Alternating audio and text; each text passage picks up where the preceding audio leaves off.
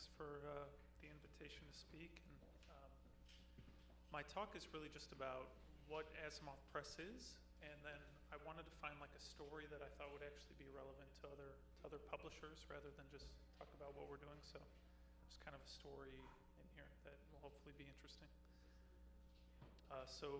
My name is Nico McCarty, and I'm one of the editors at Asimov Press, and we're a new publishing company, and we write about biotechnology, really. So when we set up the publishing company a few months ago, and our model is the same as Stripe Press, so we're funded by a company, but we don't write about that company.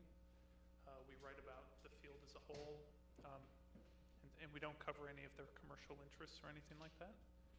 And when we set up the publishing company initially, we kind of set this mission of like, we don't only want to spread ideas, but we also want to be cognizant of risks in biotechnology, and we want to also direct our readers to go solve interesting and important problems,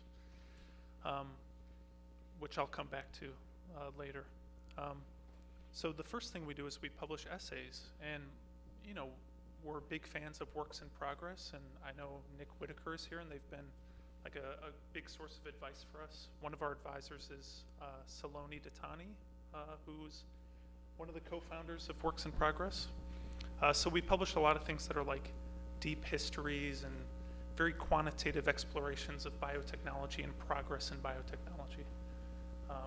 So we've published things like, phage therapy is this very promising way to treat antibiotic-resistant microbes. So why haven't they scaled? Why can't I go to a pharmacy and buy phage over the counter?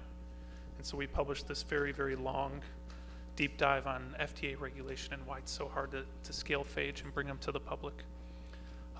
Just last week, we published a history about the discovery of artemisinin, which was a secret Chinese military project.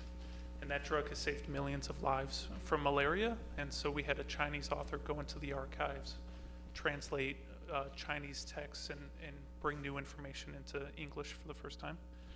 And then we also published things from researchers. So we had a scientist write about her 7-year journey to make the first transgenic ants. So they engineered ants to express what's called G-camp in their neurons. So you can actually, when they smell something, you can record the neurons that fire in response to pheromones and actually begin to map the neural pathways underlying how ants signal and talk to other ants. And she wrote an essay for us about the journey of making those ants. We're also printing books, so these are some screenshots from our first book. Our books right now are just essay anthologies, so the things we publish, we take some of them and we put them in a book collection. And those books will be ready in May, so they're not here quite yet. But we have things like longevity, so we had a scientist write about like the current state in longevity and reprogramming cells.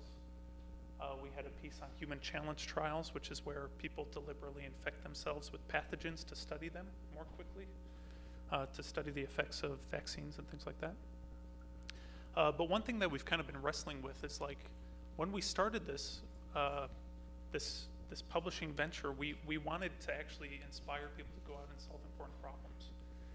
And I'm someone who, I don't really like metrics. I don't really, many of my favorite pieces that we've published are like these deep, really nuanced histories that like don't necessarily resonate with a huge audience, but we think they'll really stand the test of time. And then other things that I don't really like perform really, really well, like pithy internet essays with like a compelling idea and they're really short. Like they'll perform really well, but I'm like, I don't really like publishing this stuff. And so, it kind of felt like being on a treadmill. Like is the only thing we're chasing as a publisher clicks or subscribers? And like, how can we actually begin to rethink the things we're publishing and why we're publishing? So we're starting to now pivot slightly. And to understand our pivot and why we're doing this, I think first I just have to step back for a second and explain why we began this publishing company in the first place, which is, we could write about all kinds of things. We think lots of things are important. We think AI is amazing and will change the world in important ways. Agriculture is amazing. Medicine is amazing. It's like, why are we writing about biotech as a whole? And like, why did we want to fill this niche of like deep dives into biotech? Well, for me, I'm just inspired by biology. So this is the image of the inside of a cell. So all those yellow tendrils are DNA sequences in this microbe. And these big purple complexes are ribosomes making proteins. And so cells are these really dense balls of molecules. And cells can divide themselves. And cells can take atoms from their environment, and they can rearrange those atoms with atomic precision to make really complex structures. And so from individual cells, plants build their chloroplasts, and they can begin to fix carbon dioxide from the air to make sugar. And these chloroplasts build entire forests and entire ecosystems, and it all comes down to cells. And you know, we're now in the early stages of actually being able to engineer this stuff, right? So we have these amazing automata, basically, these cells are basically an advanced form of nanotechnology, right? They can build things, rearrange atoms, collect carbon dioxide, and we're now harnessing biology to do amazing things, right? Like for 40 years, the world's supply of insulin has been made from engineered cells, and we used to have to chop up thousands of pig pancreases every year to make like 1 pound of insulin. I think it took 3,800 pancreases to make 1 pound of insulin in the 1970s. On the left here, this is sub-1 rice. So these are engineered rice that can withstand flooding. And they're rolling out in Southeast Asia. So now there's these rice that have much higher yields when the weather is unpredictable. And they're called scuba rice or sub-1 rice. And then on the bottom right here, these are trees engineered by a company called Living Carbon. And these are trees that fix 30% more carbon dioxide than normal trees. And you know, whether or not these ever rewild forests and we have supercharged forests, I don't know, but you know, all these interesting things are happening. So we're kind of revisiting this idea of like, instead of just publishing essays that track history, can we actually begin to shape history? Can we actually tell people what they should go work on and point to like what the outstanding problems are that, if solved, can make a big impact? And we were inspired to do this because we had a meeting with our funder, and they were like, oh, you know, maybe instead of just setting subscribers as your goal, you could find like a North Star metric, something that guides your whole philosophy. And they gave the example of, there's this like Airbnb company, or Airbnb for tents, essentially. And their North Star metric is nights spent outside. And so that shapes their entire philosophy of their company. It's like, if we pursue this metric, we win, right? Because it means more people are booking through our service, but also we can't cheat the metric. Like, we could cheat subscribers and just publish, you know, pithy stuff that we don't really love to get more clicks, you know, but you have to choose a North Star metric that can't be gamed, it can't be cheated. So that's kind of what, you know, we haven't quite found out what that is yet, but the way we're moving towards that is we're going to start publishing moonshots or problem statements. So instead of just publishing historical essays, we're taking inspiration from Our World in Data. This is from ARIA, the new UK funding agency. They map out problem spaces. And we're going to actually start publishing problem statements. So instead of just essays, we're going to have pieces that are like, here's an important problem. How are people working on solving this? Why has it been so difficult to solve this? And what do we think the actual solution might be? To actually hopefully direct our readers to go solve those problems. And then when we publish these, we'll be hosting events around those themes to hopefully build coalitions and actually direct our readers to go do important things. So these are our 4 moonshots that we're starting with. Longevity. Can we build an atomic level understanding of a living cell? Can we transition the economy to a bio-based economy that is less polluting? And can we improve animal welfare, reduce animal suffering? And we'll start publishing problem statements under each of these themes. Yeah, so our North Star is kind of becoming more like actions taken. You know, how can we get people to take positive actions in the world as opposed to just subscribers or readers or shares? And I would love to talk to you about this more. And also my co-founder is here, Xander Bulwitt. And so, yeah, we're excited to talk to you, and thanks for listening. I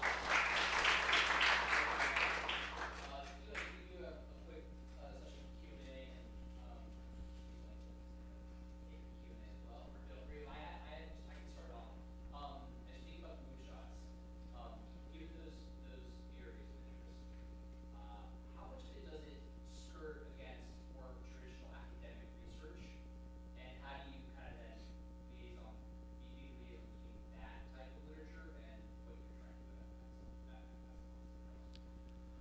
Yeah, that's something that I've been, I think when thinking about the problem statements, the original thing that I pitched to our funders was, can we actually build tech trees to map what we think biotechnology needs to figure out before we can do some of these big important things that people have always talked about forever. And the problem with trying to map the trajectory of an entire field is that you just don't know how things are going to change. Like, nobody predicted AI, right? So you make one tech tree, and then in 6 months something weird happens, and you have to rechange your whole thinking of how you think the future will be built. And so with these, right, we don't want to be academic, even though it is basically an academic exercise. These problem statements are built by us going out and interviewing 10 people for each thing and asking them tough questions of, and we have to consult a lot of experts, but then when we write it, I guess our inspiration would be more like Our World in Data. If you read an essay on ourworldindata.org, it's very general, and it's, but you still get why it's important. So I think it's going to be challenging, and we haven't done it yet. And there's even a question of can you why are there so few people publishing problem statements? It's because it takes a really long time. Like DARPA and big funding agencies publish problem statements of what they think is important. And it's the job of the program manager, for 6 months or a year. Their job when they come into that role is to make a problem statement. It takes a really long time to figure out what needs to happen to unlock a field. It's not easy. So it's even an open question of whether or not we'll succeed. And these pieces might become more just data-driven explorations of progress up to this point, rather than trying to prescribe solutions, because that final mile is the really hard part of this. But yeah, it's a great question.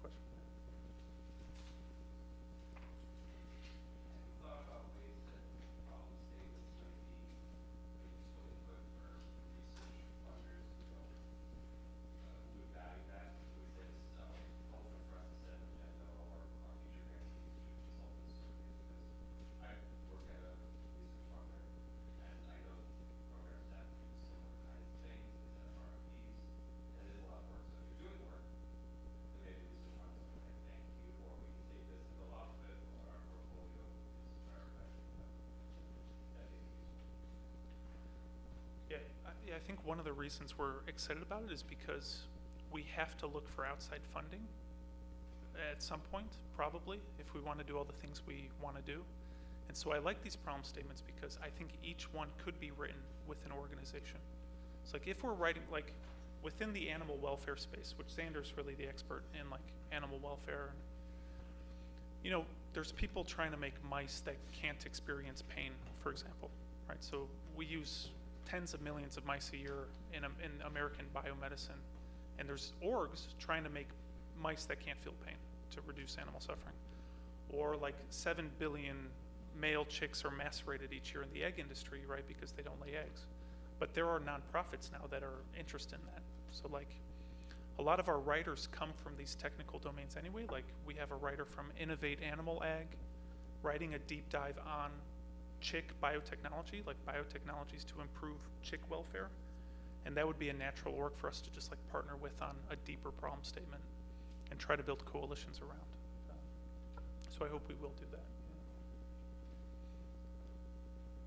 On your slide with the moonshots, they were these photographs, the moonshots, what signifies? Yeah, it just signifies individual problem statements, right? So longevity is the moonshot, but within that there will be lots of problems we have to solve to actually make progress on that, balancing transcription factor expression in cells is an open question in longevity. Or xenotransplants, if someone's heart becomes too old and fails, can you get a heart from a pig, which so far has failed, right? Everybody who's gotten a pig heart up to this point has died because of immune responses. So that's another open question that we could write a problem statement on of here's what we think needs to be solved for this to, but it would just fall under that theme of longevity as an example. Yeah, thanks.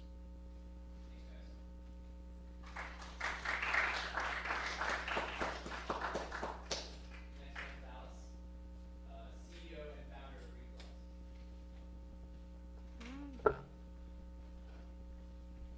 Hi, everybody. So you just did the intro. I am the founder of a company called Recollect, and today I'm going to talk about something that's pretty near and dear to my heart, or two topics really. One of them is creativity and the other is cyborgs. As a little bit of background, Recollect is really focused on enhancing human intelligence, and a big part of that is enhancing creativity. There I am again. So when I talk about creativity, I'm talking about something fairly specific and fairly fundamental to humans. So it's not just about creating things that are aesthetically interesting. Creativity, as it's defined, is taking two disparate ideas and putting them together into something new and novel. So if you're creating a painting, you're doing that, and if you're writing, you're doing that. And this is a really fundamental part of being human, and the reason for that is this evolutionary pressure that we have to survive. And so if we didn't have this ability to put disparate ideas together, we couldn't make good decisions. And so we also need to be able to communicate these things with other people as social animals. So with this innate drive to be creative, we have three components. One is that we need to consume a lot of information. So we need lots of new information in the world, and we need to have that information be very varied for us to have this creativity. We also need to spend some time being able to think and have that calm time to have those ideas come together or be connected. And the third piece, which is pretty critical to our survival, is those ideas have to come out of our own heads. So if you have wonderful, brilliant ideas and you come up with this great decision and you never are able to express that, that's not very useful for us as humans. And so in gathering all this information and thinking about today and this event and all of the people that are in publishing here, I think it's really important that we're minding what we're consuming. Everything that comes in is going to be combined in these interesting ways later. So even right now, if you're listening to me, if your mind is wandering, either way, all of this information is going to get attached in your mind. So you're going to remember me, you're going to remember what you were thinking about, and those might be really interesting connections that I wouldn't necessarily pick out. Maybe you're hungry. And so knowledge used to be this really scarce resource, and it was incredibly important, and gathering that knowledge meant you also could survive. If you can't tell, some of this talk will be about history, some of it about cognitive neuroscience, and then some of it about the future. And so this kind of knowledge that we used to gather, so if a plant is poisonous or not, would be really, really important. And again, disseminating that knowledge. Another piece here, though, is that historically, meaning like the span of all human history, this knowledge was really scarce, and only a few people really got to have it.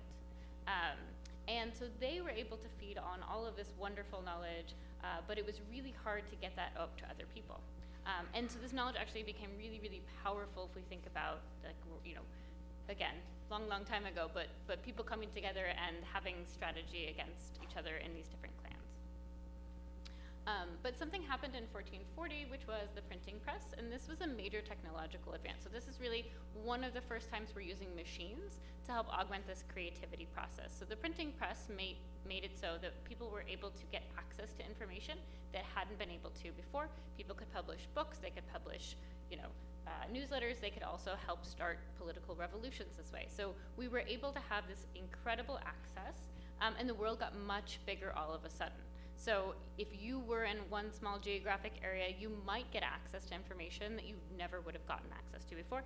And this access to knowledge became a great equalizer. So we're able to get lots more ideas in so that we're able to boost our creativity that way. And then fast forward to around, I think it was 1750, the telegram is introduced. And so this is an interesting sort of combination here where we have the printing press has been happening for a while, information's being disseminated, and now people are able to communicate really quickly.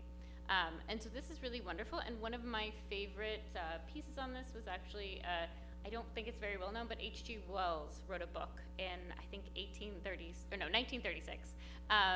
And it's called The World Brain, and he talks about a world encyclopedia. And this idea that we are on the brink of ruin, which he was right, we were headed to World War II. But the solution to that was to get all of the experts in the world, make them to give their knowledge up, and put it in this world encyclopedia. And so the encyclopedia had been around for a little while at that point. I think it was in the 1700s it came out. But it had, again, only been for certain people. There were certain types of information in there. And so I really loved this idea that, you know, if we wanted to equalize this access to information and then we wanted to use it to unite people, we could do this. Unfortunately, that didn't really work. We had World War II, but interestingly, right after that, Vannevar Bush comes up with this idea of the memex. So we have the printing press out, we have all of this access, and then we kind of run into this big problem in that humans never evolved to have access to this amount of information. So the way our minds are set up, we have a constrained memory system, and that's because we're limited in our capacity. And so we are able to remember things that are important to us, we're able to remember, you know, lifetime events, but we're not able to really deal with all of this access. So Vannevar Bush tries to put together something like a plan for this using the memex, and that's sort of right after the war.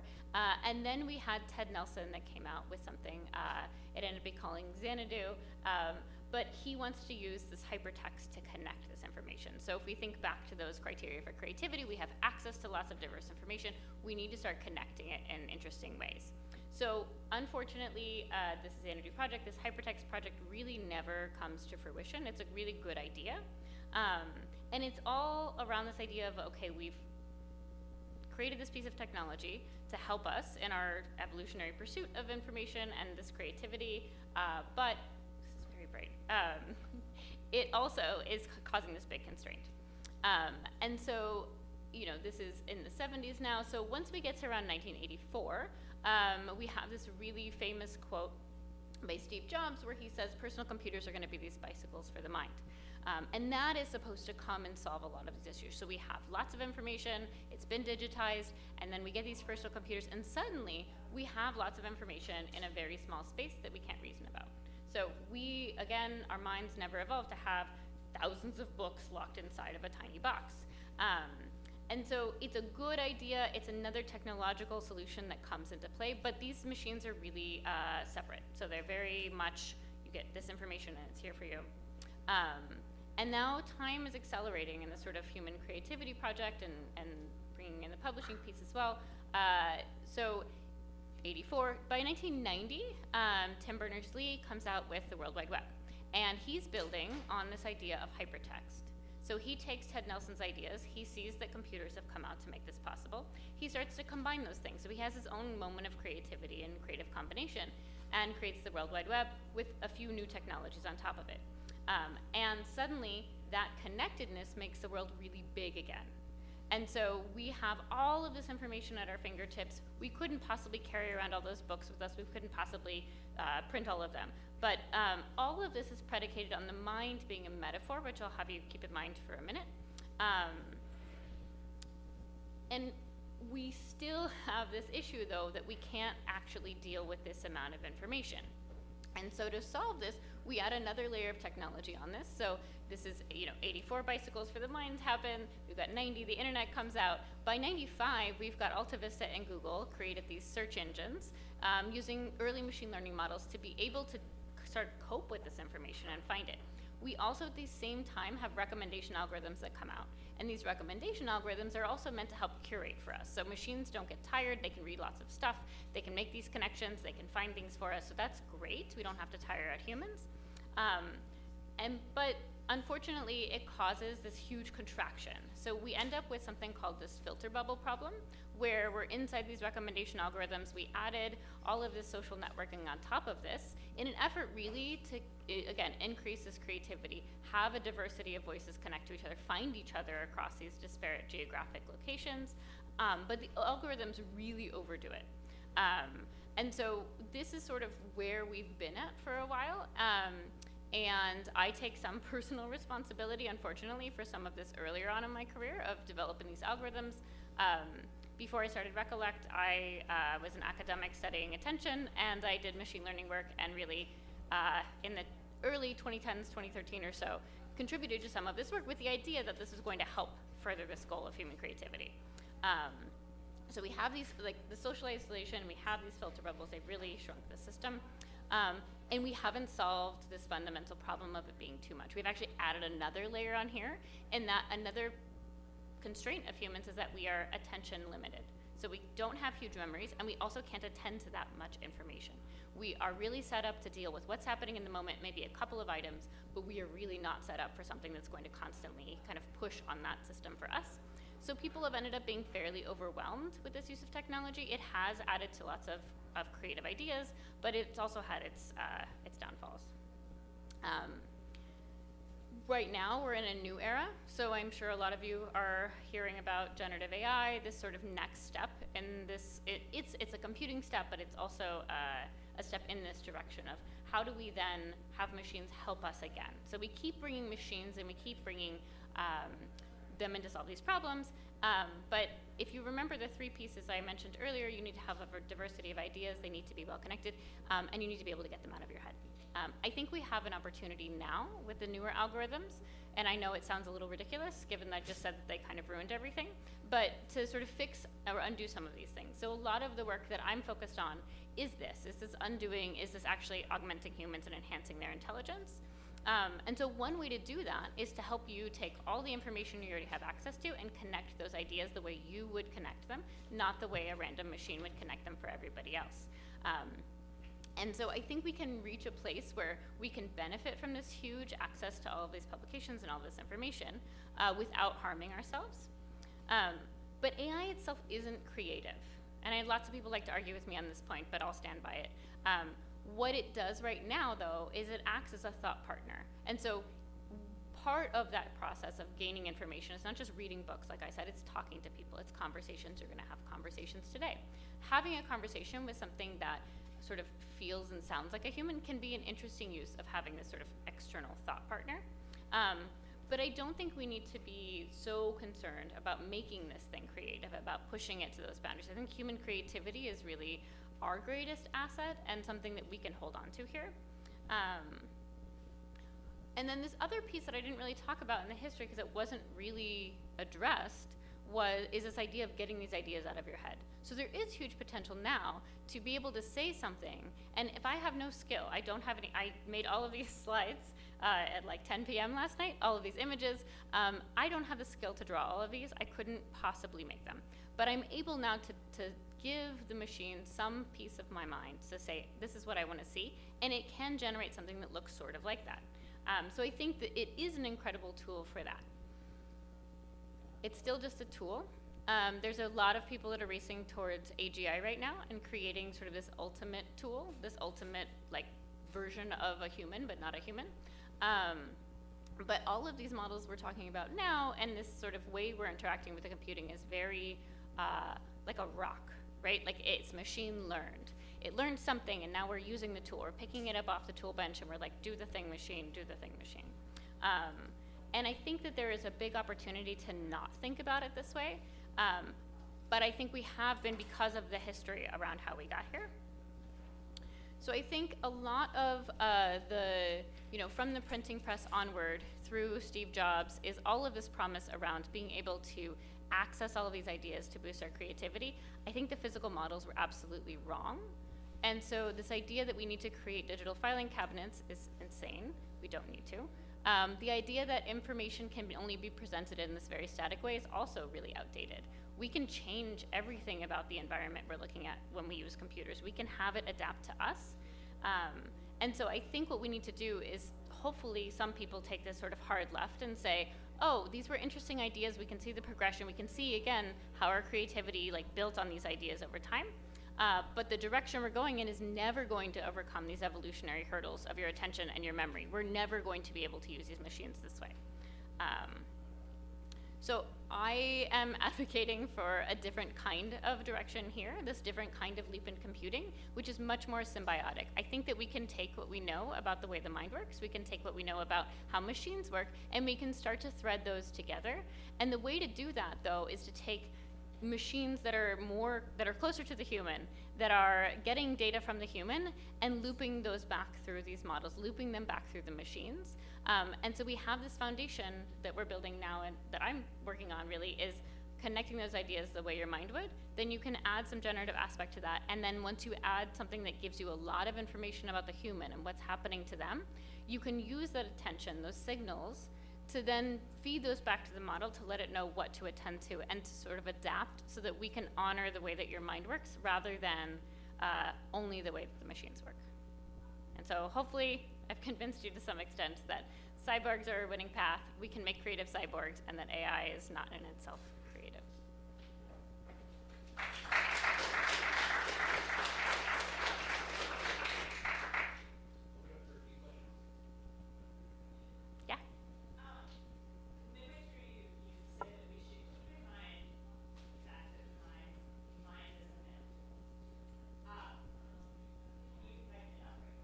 Yeah, so I didn't really, I have no idea what my timing is, so I kind of rushed past it. Okay, yeah, I was trying to hurry. So the mind is metaphor, so this is this different path, really. So when I create models now, instead of saying, okay, here's a bunch of information and how it's semantically related, everyone would agree on that, like this word is similar to this word. I'm actually building models based on human memory. I'm taking episodic memory and semantic memory and also how you interact with the data. So taking attention signals in. And so I think what Tim Berners-Lee was trying to do was really noble, and he was using the technology he had at the time, sort of like Vannevar Bush, but it was limited. And so I think we can start to close that loop now instead of continuing on this sort of like only sort of like physical metaphor path. Yeah. Kind of building on this metaphor, you sort of show the filing cabinet, you're like, let's stop talking about filing cabinets. There's this whole conversation about people not understanding how to navigate like a Yeah. computer. What is the new metaphor in a simple term? Is it like a librarian that sort of interacts with you so it learns about what you want and the librarian is sort of the cyborg, or do you have another metaphor in mind? So a cyborg to me is a human first, and then you sort of tack on the technology. And so I think the goal here is to say filing cabinets are the wrong way. Again, people have trouble navigating it. They can't remember what's in the filing cabinets. But if you do pattern this base layer based on how you remember things, then you can create an access point to that is going to feel much more natural. So you can talk in natural language, is how we're doing it now, or type in natural language what you're thinking, and then be able to have that come back. But it's not an agent. It's not like I have this separate librarian or this separate like little agent that helps me navigate the internet. I think that's kind of a different path. So what I'm striving for is this very naturalistic piece where my biosignals feed back into the system and they change what I'm seeing. So if I'm feeling tired or fatigued, the complexity of the information will change, or sort of like if I have some memory cue that's come up for me, those things will flow through the system and change what might be brought back when I type what I'm thinking.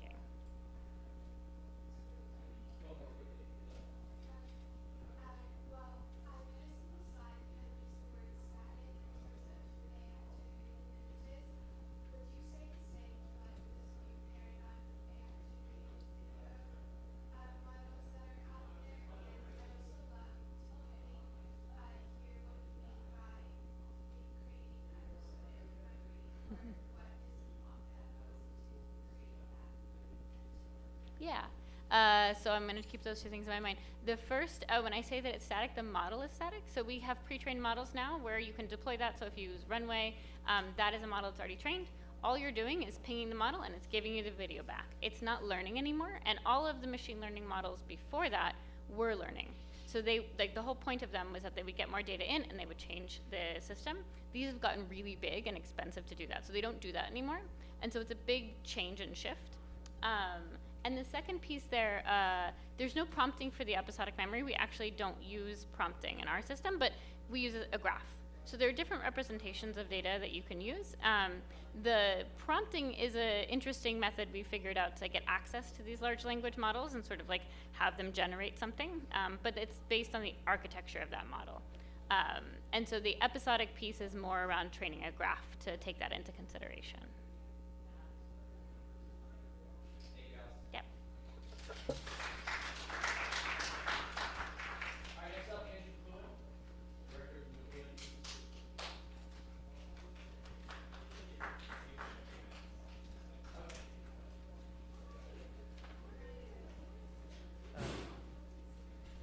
Hey, there we go.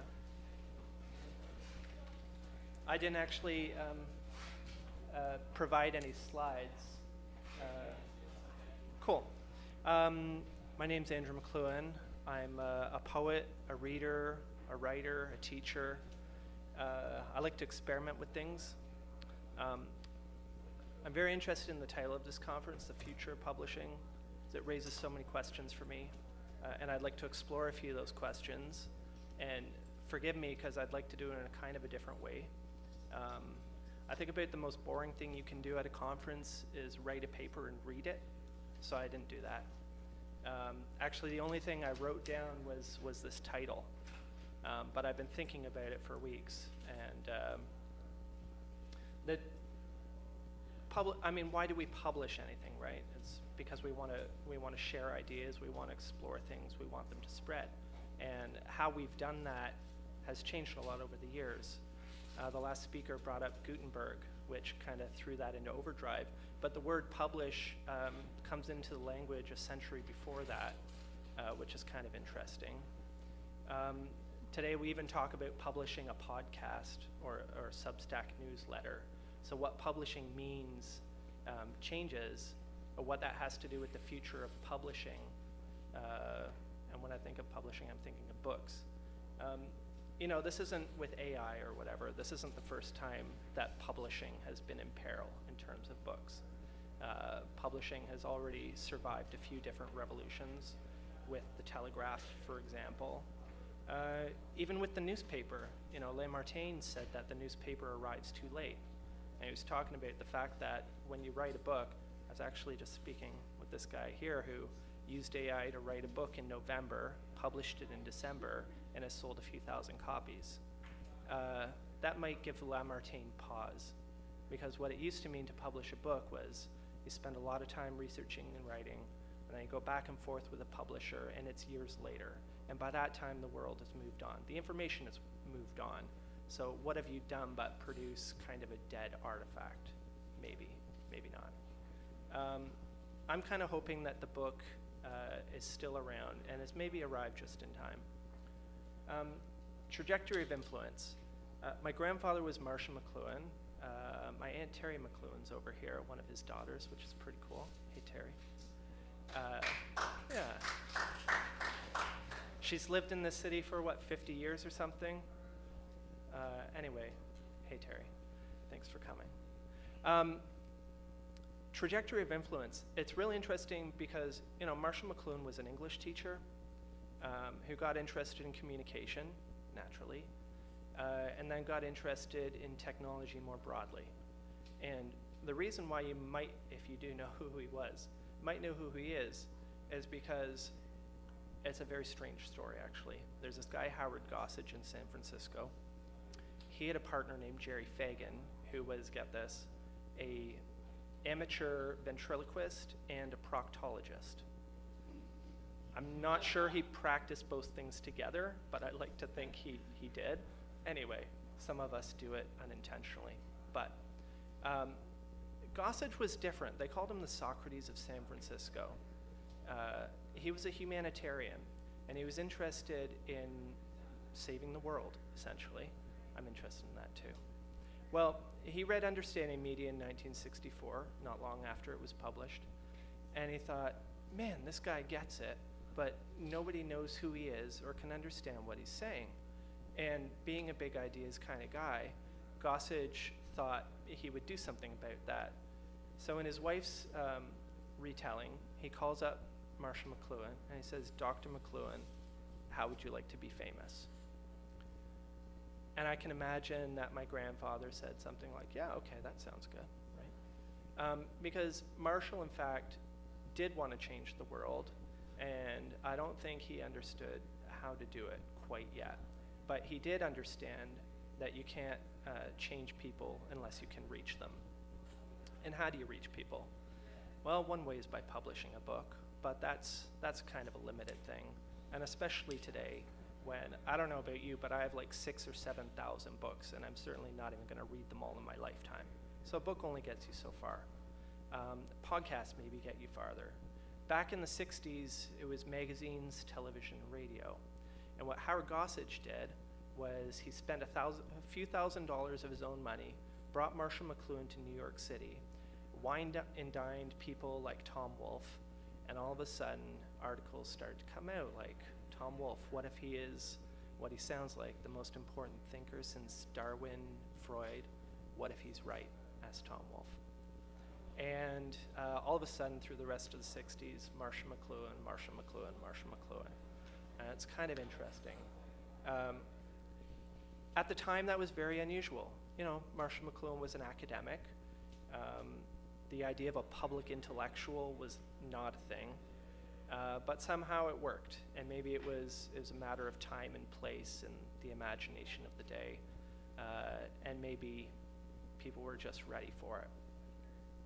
But from the medium to the message. So he certainly had things he wanted to communicate, and I think he was trying any form he could to do it. For example, a couple years later, he wrote a book which Quentin Fiore helped turn into a well-known paperback called The Medium is the Massage, which I found a copy for $5 at the Strand, and sorry I bought it, but maybe they'll get another one. But they also produced a record a year later in 1968, The Medium is the Massage, the vinyl version. And there was a film produced as well of The Medium is the Massage. And I wonder today, were he to repeat that project, there would probably be the podcast, The Medium is the Massage. And there would, who knows what AI generation would do to it. But for me as a poet, I introduce myself as a poet first, and then as a reader and a writer, because for me the poetry happens before the output. For me the poetry is in perception and in how you are the medium between the exterior world and your interior world, and then the exterior world again. And how do you share ideas? How do you publish things? And how is this changing? Because I feel that it is changing. We've had pen and paper, we've had our voices, which to me are the most remarkable technology of all. The fact that I can have this idea in my head, I can translate this into words, I can push them out of my mouth on sound waves and breath, they can reach your ear, and then reconvert into words and reconvert into ideas and actually mean anything. That's crazy. I'm sorry, that just still blows my mind. Maybe I'm easily impressed.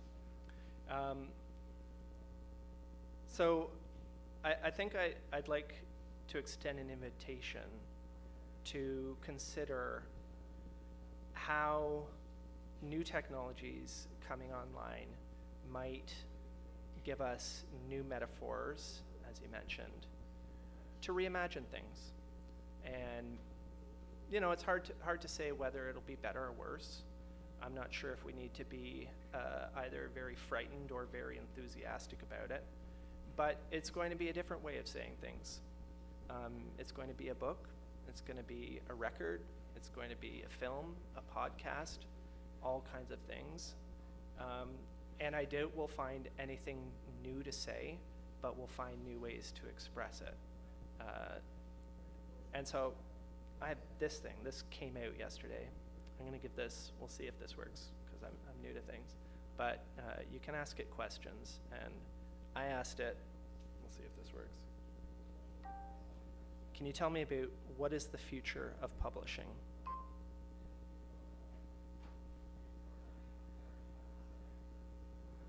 The future of publishing is expected to involve significant changes driven by technology, new business models, and evolving consumer preferences. Open access publishing, AI technology, and new trends are likely to reshape the industry.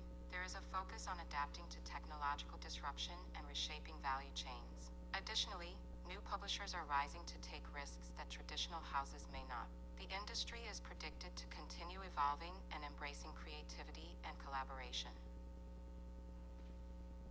Well, there you go. Thank you.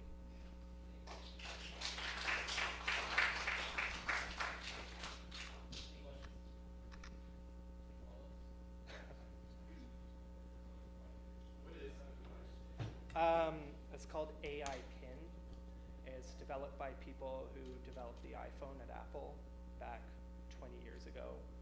And I think they wanted to imagine a different way of being with technology, one that allows you to, you know, look at people, you know, my eyes are up here, rather than be consulting our devices all the time. So it's not a replacement for the iPhone, but what I actually appreciate about it is it's a new way of thinking. You know, we've had these iPhones and smartphones. We are so dominated by screens, and they're just really boring to me, you know, uninteresting.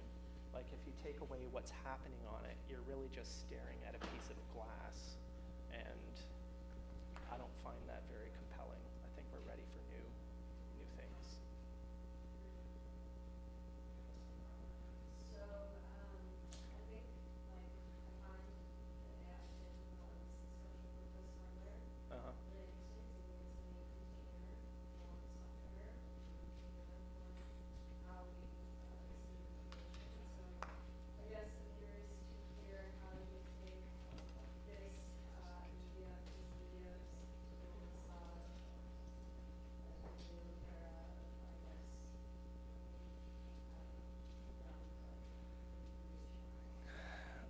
Yeah. That's a really big question. I think we need a conference on that more than just a single question, because the answer is that things like this become environmental and they swallow everything else as their content. They remake everything. As John Culkin said, we shape our tools and thereafter our tools shape us. Interestingly, he was paraphrasing Winston Churchill, who said we shape our buildings and thereafter our buildings shape us.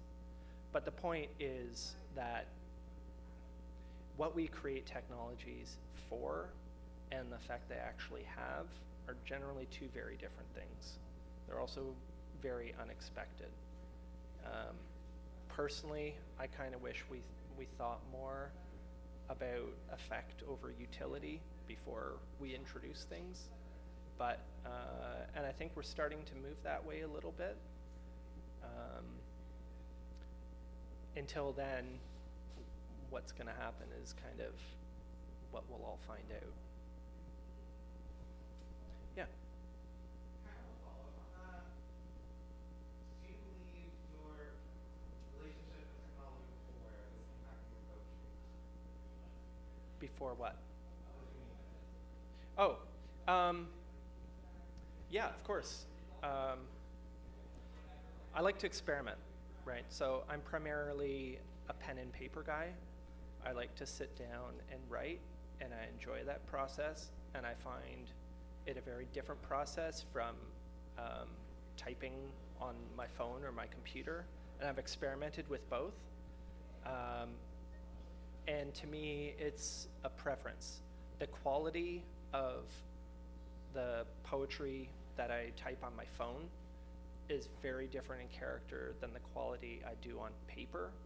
For one thing, and just briefly, but one big difference is that when I write a poem on paper, I generally write it start to finish, and what comes out. When I write on a computer or other device like that, I tend to erase things and change things and find different words, and it's a different process and a different outcome. I know I very much prefer the one over the other. I kind of lost track of where your question started. Yeah, the quality is very different. The nature of it is different. If one is better or not, it's hard to tell. It'd be a good experiment to try both. Write a bunch of poems, type a bunch of poems, not tell anybody which is which, and see what they say is better or worse. That's one way to do it. Thank you.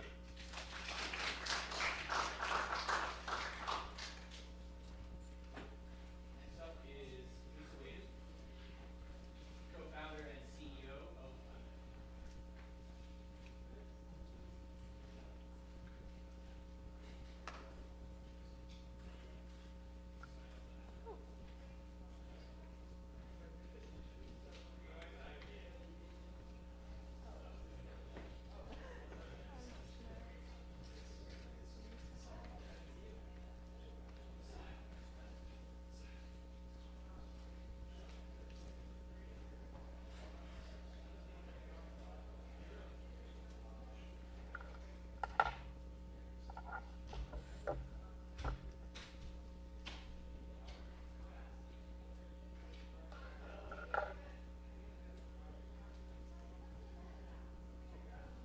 edit one thing. I just wanted to edit something, if that's okay.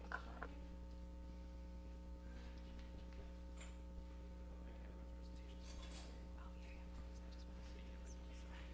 Oh, yeah. Okay, that's perfect. Thank you.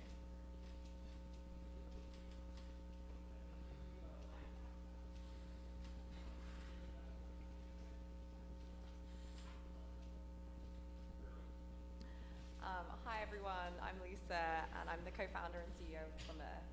At Plymouth, what we do is we help immigrants navigate their immigration journeys, and we make it faster and more transparent for people to access underutilized visa pathways. I know this might sound atypical for the work of talking at a publishing conference,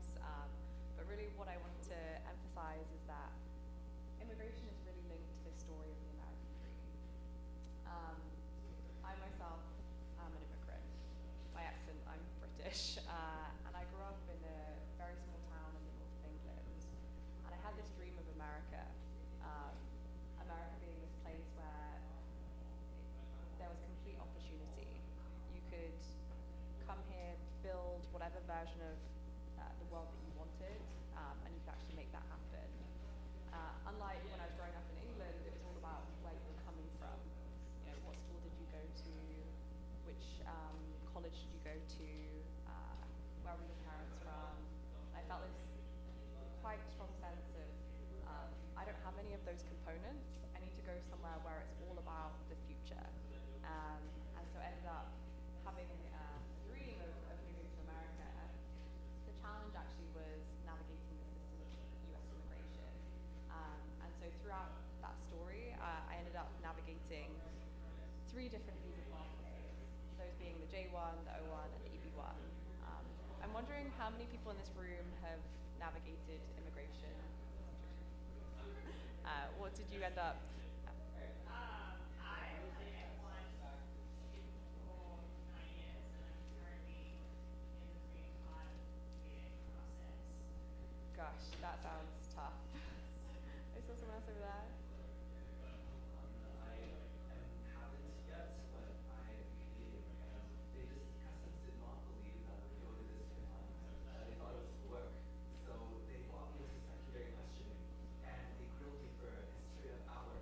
And in the middle of that, I was like, I must get an O1 visa after this.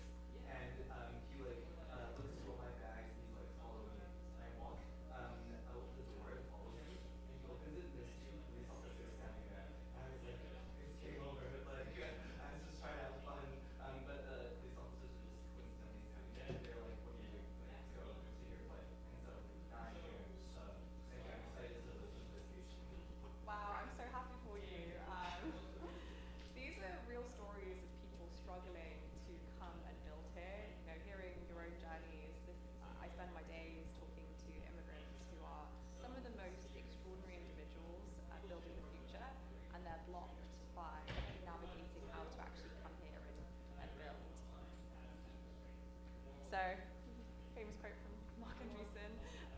But I think we all know that talent is equally distributed across the world, but the opportunity isn't. And how do we break down those barriers and give people access to education and knowledge to be able to navigate these different visa pathways? One of the reasons why I think this is such an important problem to solve, not just morally, I think people should have the right to be where they can be to have the most impact, but the US economy thrives on immigrant talent. Over 55% of technology unicorns are founded by immigrants. Over $240 billion of economic value have been generated from companies built by immigrants. And one of the most interesting statistics, I think, is that immigrants are almost twice as likely as native-born Americans to become entrepreneurs. I think this is, you know, the story of an immigrant coming to the United States. They really don't have anything else they don't have ties or history there, so the only option really is to build. So what's been happening in recent years is that there's been a directed effort from this administration to attract more STEM immigrants to come and build in the United States. So in 2022, there was clarifications around underutilized visa pathways. The H-1B is this lottery ticket system where you put your name in the lottery and you get an answer around whether you have it or you don't. There are alternative visa pathways, one being the O1, the EB1, and the NIW, where there aren't any caps on the number of people who can actually come and build here. Today, less than 5,000 STEM individuals utilize the O1 visa, and we could theoretically have 10 times that number. The blocker is actually having information to be able to navigate those visa pathways. So just wanted to share some statistics. Lots of people are now looking in the technology industry at this O1 opportunity, and I can talk to people who are interested in afterwards about how to navigate their own journeys, but it really is an alternative to the H-1B. And a lot of the work that we do at Plymouth is explaining and giving people education to navigate this alternative visa pathway. I think the future of America is really having many more talented immigrants coming and building here and having access to their own version of their American dream. The work that we do is part of a broader coalition. So I'm not sure if folks in this room know the Institute for Progress, Schmidt Futures, and Tyler Cowen's Emergent Ventures. Plymouth sits in the middle as the practitioner on the ground. We help people actually execute and get their visas. The Institute for Progress is a policy group advancing high-skilled immigration at the policy level. Schmidt Futures does a lot of philanthropic work to support high-skilled immigrants, and Tyler Cowen does a lot of advocacy, elevating some of these visa pathways. I think changing the face of immigration in America, it's not one company who can do it, nor is it one organization. It has to be a coalition effort between different stakeholders to come together. So I know that presentation was short and sweet, but I just wanted to share with you some insights around our work at Plymouth and what we've been doing.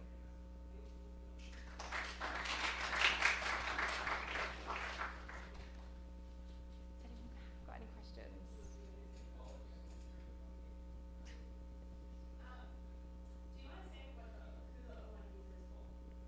Yeah, so the O1 visa has historically been the extraordinary person's visa, but I think it's better to see it as the expert visa.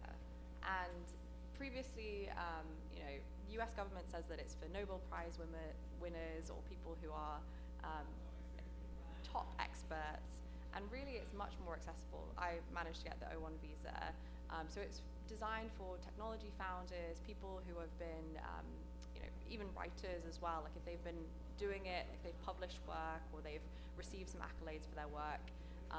It really can be for any professional in their field.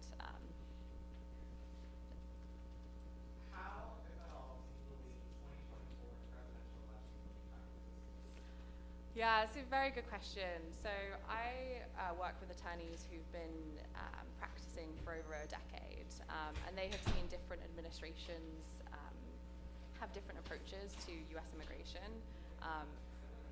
During the Trump administration, we saw significant delays in the number of people actually being able to get their visas. And so that led to people not applying for these visa pathways. I think there is a realization right now, talking to our policy partners, that the Republicans are seeing the importance of attracting and retaining STEM talent. So we're hoping that there is more of a recognition at this moment that these high-skilled visa pathways are more important than ever. But I can't predict the future, and I don't try to. I do think that we're in a unique moment in time for people to utilize these visa pathways, and so I'm actively encouraging people to use them before there might be impacts on these. Do you have a question? Or?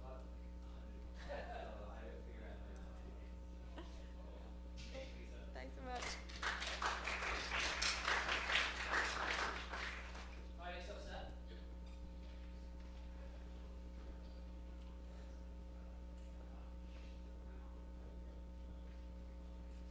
All right, thanks for coming. So I'm the author of, I had been the author of 2 books, Everybody Lies and Don't Trust Your Gut. And one thing about writing books is it really, really sucks. It's a laborious process. Each of my books took me probably 3 years of just about full-time work. And when you do the math, it's probably about minimum wage, what you're actually paid for it. It's just not a fun process. It's pretty miserable. So I thought I was basically done writing books. And then about a year ago, I found out about this tool, Code Interpreter from ChatGPT. Do people know about Code Interpreter? Yeah, it's now called Data Analysis. And it does all your data analysis for you, all your coding. My books are basically data books. So like that's most of my work process, is just doing all the data analysis. And I was just like, oh my God, this changes everything. Things that were taking me 4 months were taking me 4 hours. And I'm like, wait, that's wild. And I could write a book really quickly now, I thought. So So I'm like, I tried to do a calculation how long it would take me to write a book, and I concluded I would write a good book in 30 days, which struck everyone as totally insane, but I kind of liked that, like, kind of energized me. So the book came out, Who Makes the NBA? It's available on Amazon. I self-published it, dealing with the future of publishing. The publishing industry doesn't really know how to publish a book in 30 days. But maybe that'll change in the future. And I'm really happy with it. And actually the other day, I got a message from a friend of mine, and he goes, Seth, I just read your book, Who Makes the NBA, and I was blown away by the book. And just so you know, I'm not lying, I did not feel that way about your previous 2 books. So I guess that made me feel better, maybe, I don't know. But I'll talk about some of the content, but keep in mind all this is done kind of rapidly with AI. AI made all the art, all the charts, all the analysis. So the first chapter, No Court for Short Men, discusses the role of height in reaching the NBA. Is anybody here a basketball fan? Okay, a few.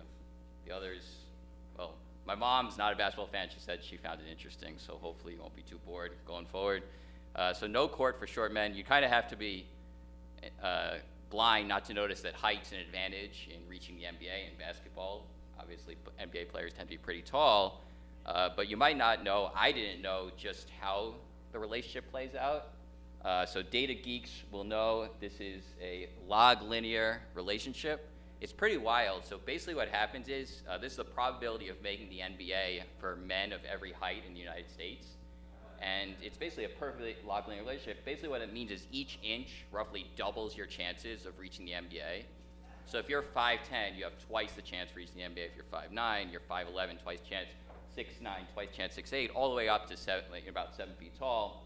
The drop in 7'1" is probably just noise. But what this means is if you're under 5'10", as I am, I'm over 5'10" in my dating profile, but under 5'10" in reality. But if you're under 5'10", you have a 1 in 3.8 million chance of reaching the NBA, 1 in 3.8 million under 5'10". If you're 7 foot or above, you have a 1 in 7 chance of reaching the NBA, which is just wild. There's no real other comparable gift that just that gift will give you such high odds of being a multi-millionaire. But what this means, I hadn't really thought about this. I posted this on Twitter, and my friend said, that means that 7-foot athletes kind of suck. Because you think about it, if you're like under 5'10", you're competing against millions and millions of other men for your spot. If you're 7 feet or above, you're just a 1 in 7 talent. Like, that's not that amazing. So that motivated me to do these charts, which just shows how much worse athletes taller NBA players are than shorter NBA players, which I hadn't realized before. This is the vertical relation between height and vertical leap of NBA players. You can see taller players jump much less high than NBA players, get their feet off the ground much less high. Height and speed, how long it takes to run 3/4 court. Taller NBA players much, much slower than shorter NBA players. And relation between height and free throw percentage shooting, much worse free throw shooters than NBA players. Missing LeBrons. This is also Alice's point, just that AI allows you to kind of explore ideas that kind of create ideas that you'd otherwise not be able to express. So it kind of occurred to me that the best potential NBA player in the world might be working in a call center in India right now. Just because like there are so many more people in India. What's the coincidence the best NBA player just happens to be born in Ohio where the NBA was founded? So I'm like, it'd be really fun to see LeBron working at a call center, and that would be something I would never be able to draw, but because of AI, you can have art like that in my book. And this is the relationship, actually this relates to all the talks. This relates to Lisa's talk as well on immigration. This is one of the big stories of basketball in the last 20 years has been the globalization of talent. Just as what's happened for Google and Yahoo has also happened in basketball. There's been an explosion of players from around the world. Now the best 3 NBA players, maybe the best 4 NBA players, maybe the best 5 NBA players all come from outside the United States. But it still means that 80% of NBA players are coming from the United States. This is NBA players per million births by country. And what you can see is actually the United States does not produce the most NBA players right now. Higher in United States, Virgin Islands, Montenegro, and Bahamas. But there are only 3 regions of the world that really are creating lots of NBA players besides the United States. That's the Caribbean, the Baltic states, and the former Yugoslavia. and you see very low levels of NBA talent coming from other parts of the world. This is a simple thought experiment. If the NBA sampled equally from the world, today there would be 79 players from China, 78 from India, 15 from Indonesia, 14 from Pakistan, 9 from Bangladesh, etc. From all these countries right now, there are 0 players in the NBA instead. So they're really not producing much NBA talent. Now, why is this? There are many factors. One that's kind of obvious. We talked about how height is a huge advantage in the NBA, and height differs, average male height differs enormously in different parts of the world. And what you see is that in countries where the average male height is 5'6" or below, there are basically no NBA players. There's only been one NBA player from a country with male mean height less than or equal to 5'6". It's Hashim Thabit. If you love facts like this, you really should buy my book. So Hashim Thabit from Tanzania is the only NBA player ever produced from a country with an average male height 5'6" or below. He's 7'2", but he's actually also a little bit of an exception. His dad was an Oxford-educated architect, and he grew up in a big, kind of wealthy enclave of Tanzania, so it's kind of an exception. But you see that much more talent, 5'6", 5'8", 5'8", 5'9", then we get above 5'10" or above, you start seeing an explosion of NBA talent. There's countries like Germany, France, United Kingdom, Ukraine, Poland, etc. This is something I found. This graph's a little hard to follow, but another thing that I found that I would never thought of, but it's obvious once you say it, another explainer of NBA talent is the popularity of volleyball in a country, because volleyball is the only other country that uses height the same way basketball does.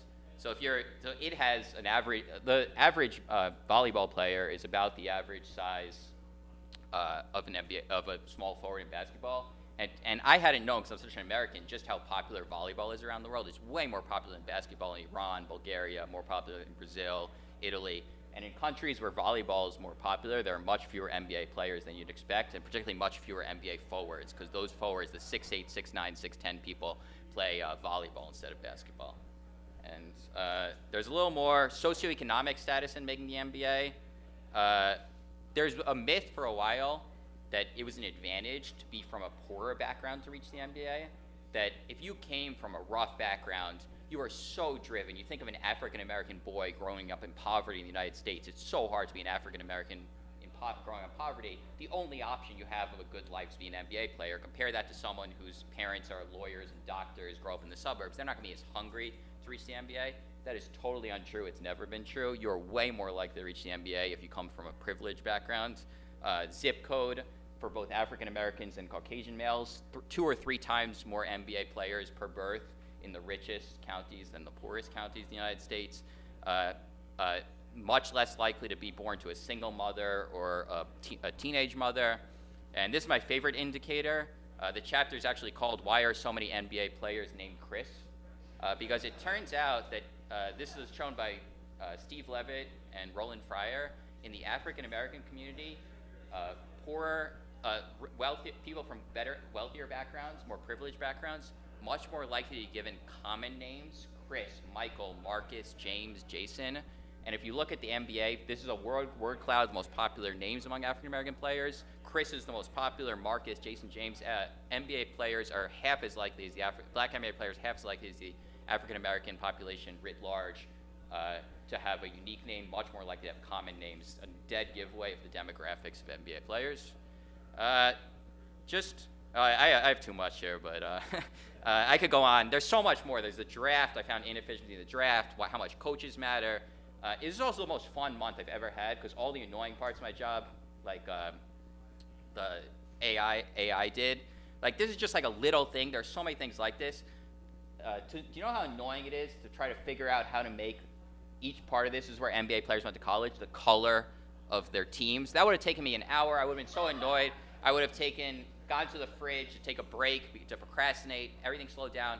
Instantaneous AI, make it the colors, comes back right away. UNC sky blue, Duke's dark blue, etc. Yeah, same thing with this. Like, you tell AI, make it so that names don't overlap. It does that in a second. It's just so wild. It's such a wild process. So I think I'm going to open up to questions now. Thank you very much.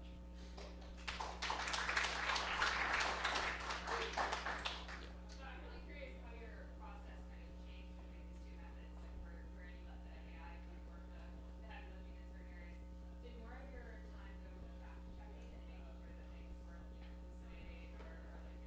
Yeah, I think, so to clarify, when I say I wrote a book in 30 days with AI, everyone assumes I just went to ChatGPT and said, like, write my book for me. I didn't do that. I wrote kind of just about every word for it. I did use AI in a couple areas. I ranked, I'll get back to your question in a second, but I ranked every NBA player on a height-adjusted basis. Why this matters, I have no idea, but it felt important to me at the time. But I ranked everyone on a height-adjusted basis, and I wanted to have it in metric be something, so I called the metric Mugsies after the shortest NBA player ever, Muggsy Bogues, 5'3", so I called him Mugsies. And I said, Mugsies should stand for something, it should be an acronym. So I go, ChatGPT, what can Mugsies be an acronym for? And it came up, it blew me away. It goes, Mugsies stands for Metric for Understanding Game, Given Sporting Individuals' Effectiveness and Size. Which is just freaking perfect. Yeah. That's crazy, yeah.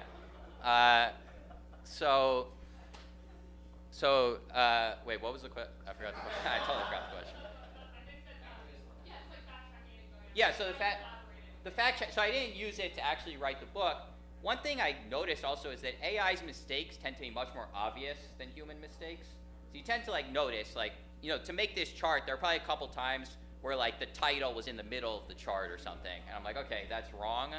So AI's mistakes, human mistakes tend to be more you have to double check because they're reasonable mistakes. AI's mistakes are more unreasonable. And one thing, you just learn over time, the more you use AI, where it's likely to screw up.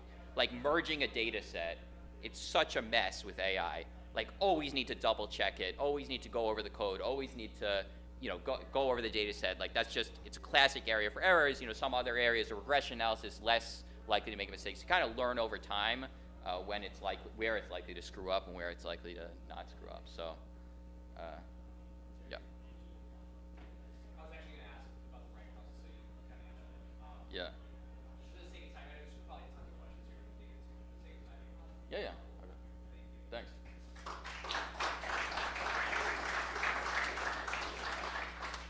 right, next up, Eugene. Hey there.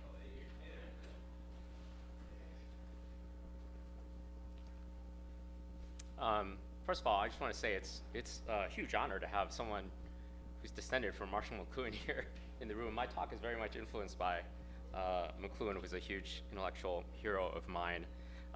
When Anna asked me to speak at this conference, I said, well, what do you want me to talk about? And she said, well, I'd written this essay called Status as a Service online, and she wanted me to talk about status in online or offline versus online writing.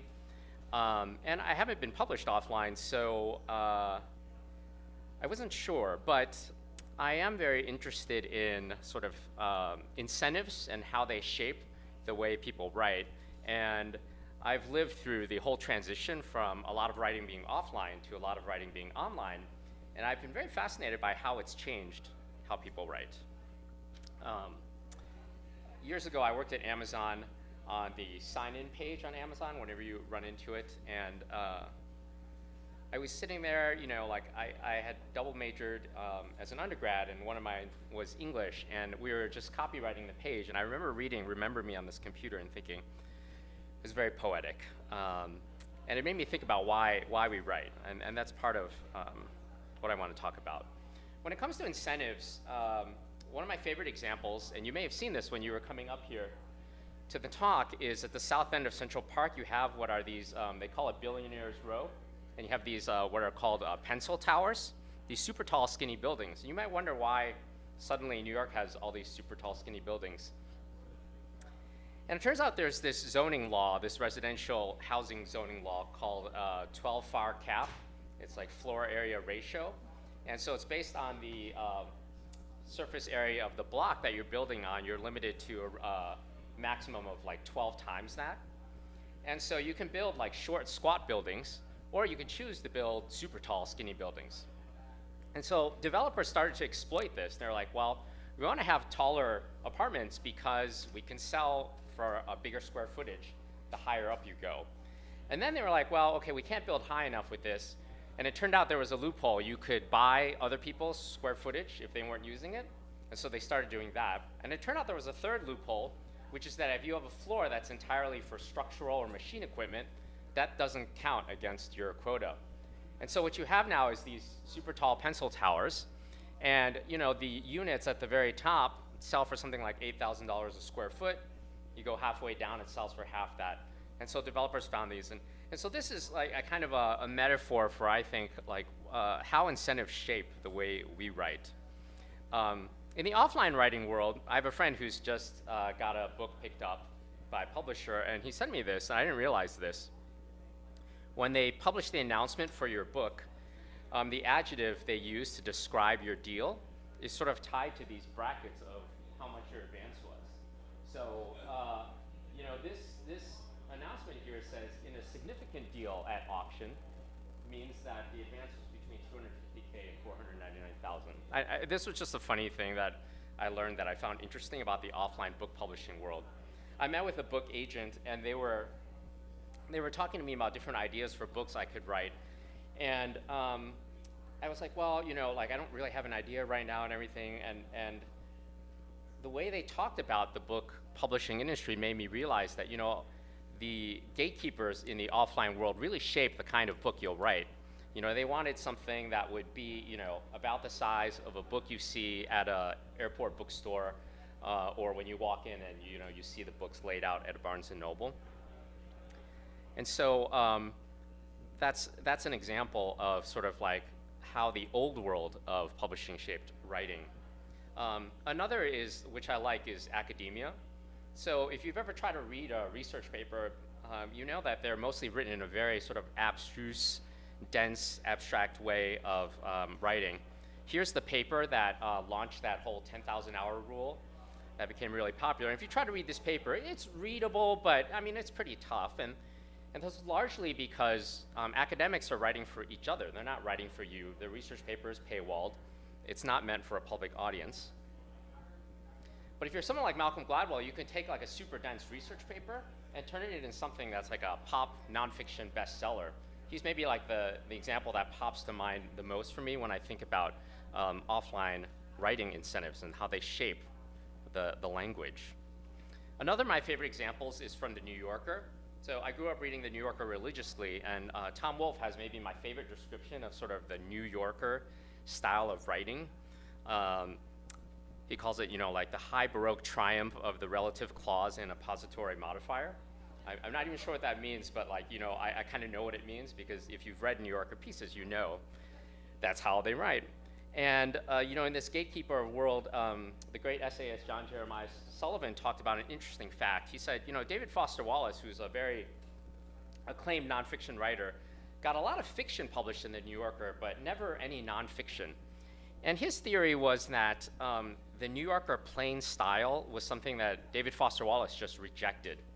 And it's because Sullivan says the New Yorker plain style, which kind of erases the author from the writing, is trying to sell you something. It's sort of this, he calls it a fascist wedge that seeks to make you forget its problems, half-truths, and arbitrary decisions, and swallow its non-existent imprimatur. And that Wallace felt that that was wrong, that he didn't want to sell the reader something. He's like, I want the reader to know this is like my thought process and my opinion, that there's some subjectivity into it. So then writing moved online, and I was living through this transition when I was at Amazon. I was really big into the internet, and one of my favorite examples for just how writing changes when you shift the context is, I don't know if you remember the photo sharing site Flickr. They used to have this group called Delete Me, and they would put all these photos in there, and then people would vote on which photos to be deleted until there was just one photo left, and people would submit their reasons. And so someone on a lark put this photo, this very famous photo by Henri Cartier-Bresson, the street photographer, into the group without attributing it to Bresson. And this is small, you probably can't read the comments, but it's very funny, the comments that people put in. Nicely composed, but blurry. This looks contrived, which is not a bad thing. If this is a planned shot, it just doesn't come out right. And it goes on, and the photo got deleted from there. So it just shows, authority in the offline writing world, when it moved to the online writing world, the context shifted, and so did writing. One of my favorite examples of how the online writing world reinforced power structures of the offline world was emailing. And Katie Natopoulos on BuzzFeed wrote this article once about emailing like a CEO. She started replying to all her emails with just 2 words. And when I was at Amazon, there was a famous type of email you could get, and examples on the right, from Jeff Bezos. When customers would complain about something, he would forward the customer's email to the head of that department with just a question mark.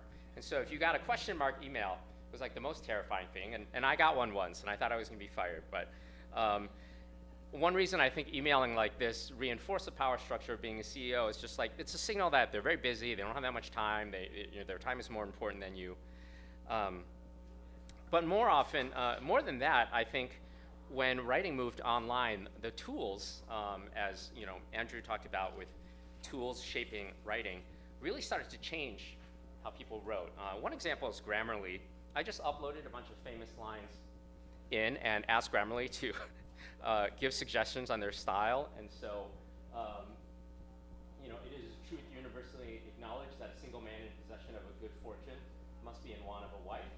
Grammarly said you could take out a truth and just say it is universally acknowledged. The past is never dead. In fact, it's not even past. Grammarly suggested, you could just say the past is never dead. It's not even past. You could just drop the. And all these examples are just, where tools push us towards a kind of bland, centrist writing style.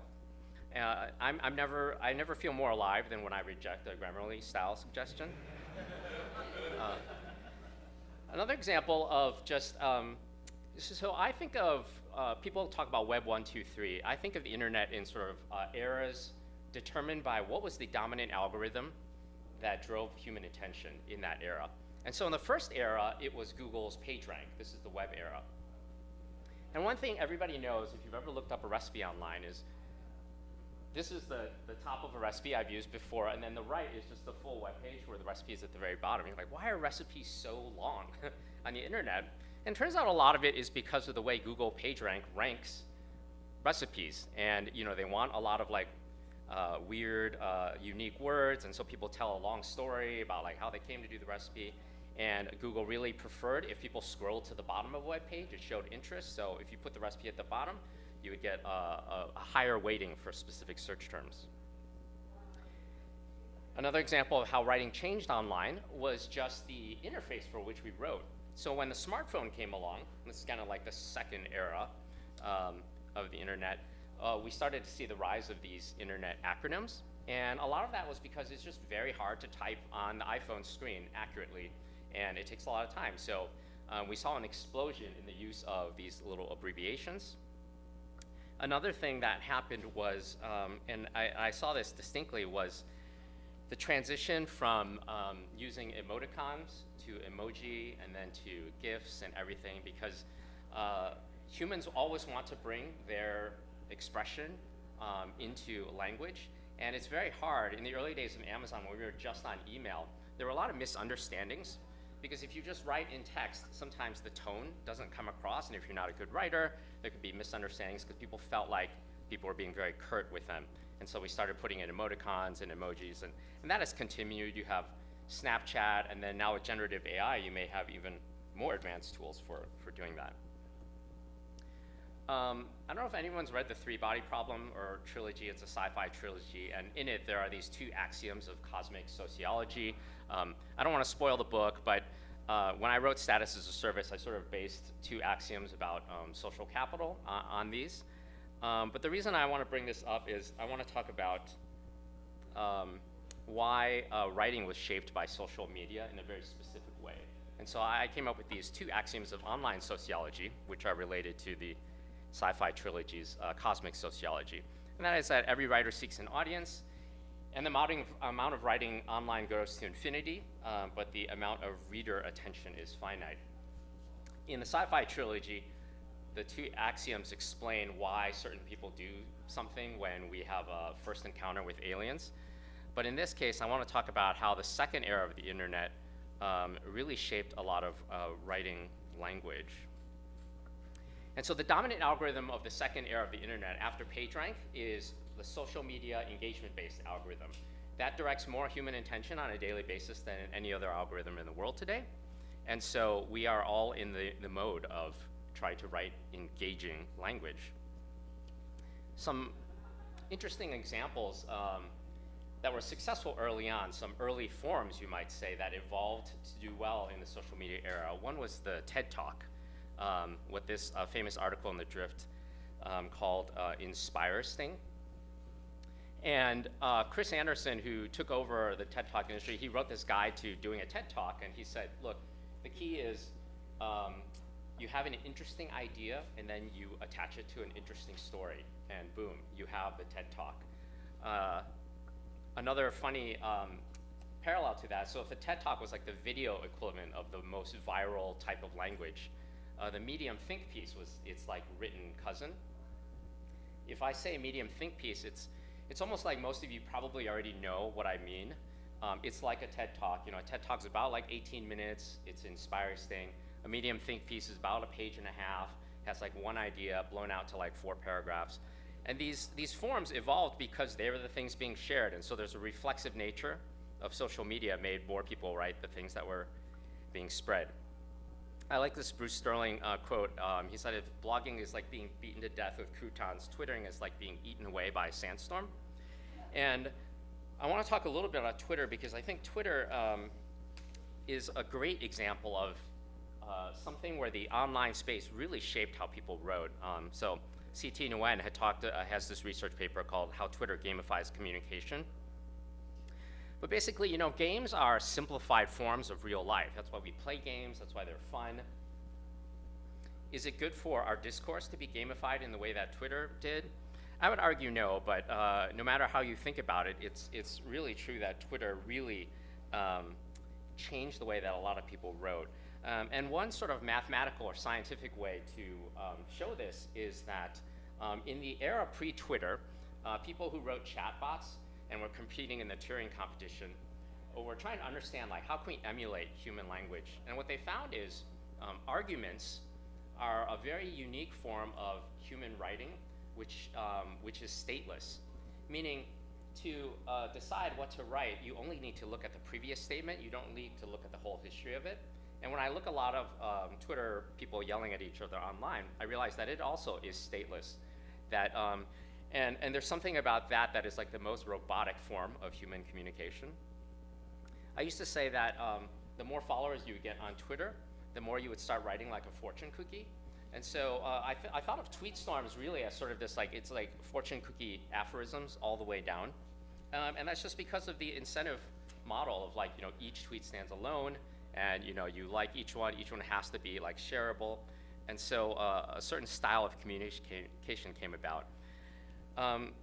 The other fundamental thing that's different about the internet is that it is a two-way communication medium.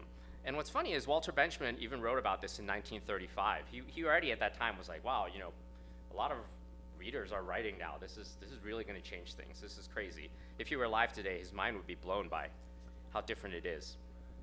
And so in the three-body problem, there's this idea of the dark forest. And a bunch of internet thinkers like Venkatesh Rao and Maggie Appleton came up with this graphic, which is about the ecosystem of internet writing. And at the top is the dark forest. And the dark forest is social media, where if you write anything on social media, you put a target on yourself, and people who disagree with you can find you. So it's always the risk you take. Whether you choose to do that or retreat to private chats, what they call like the cozy web, is your choice.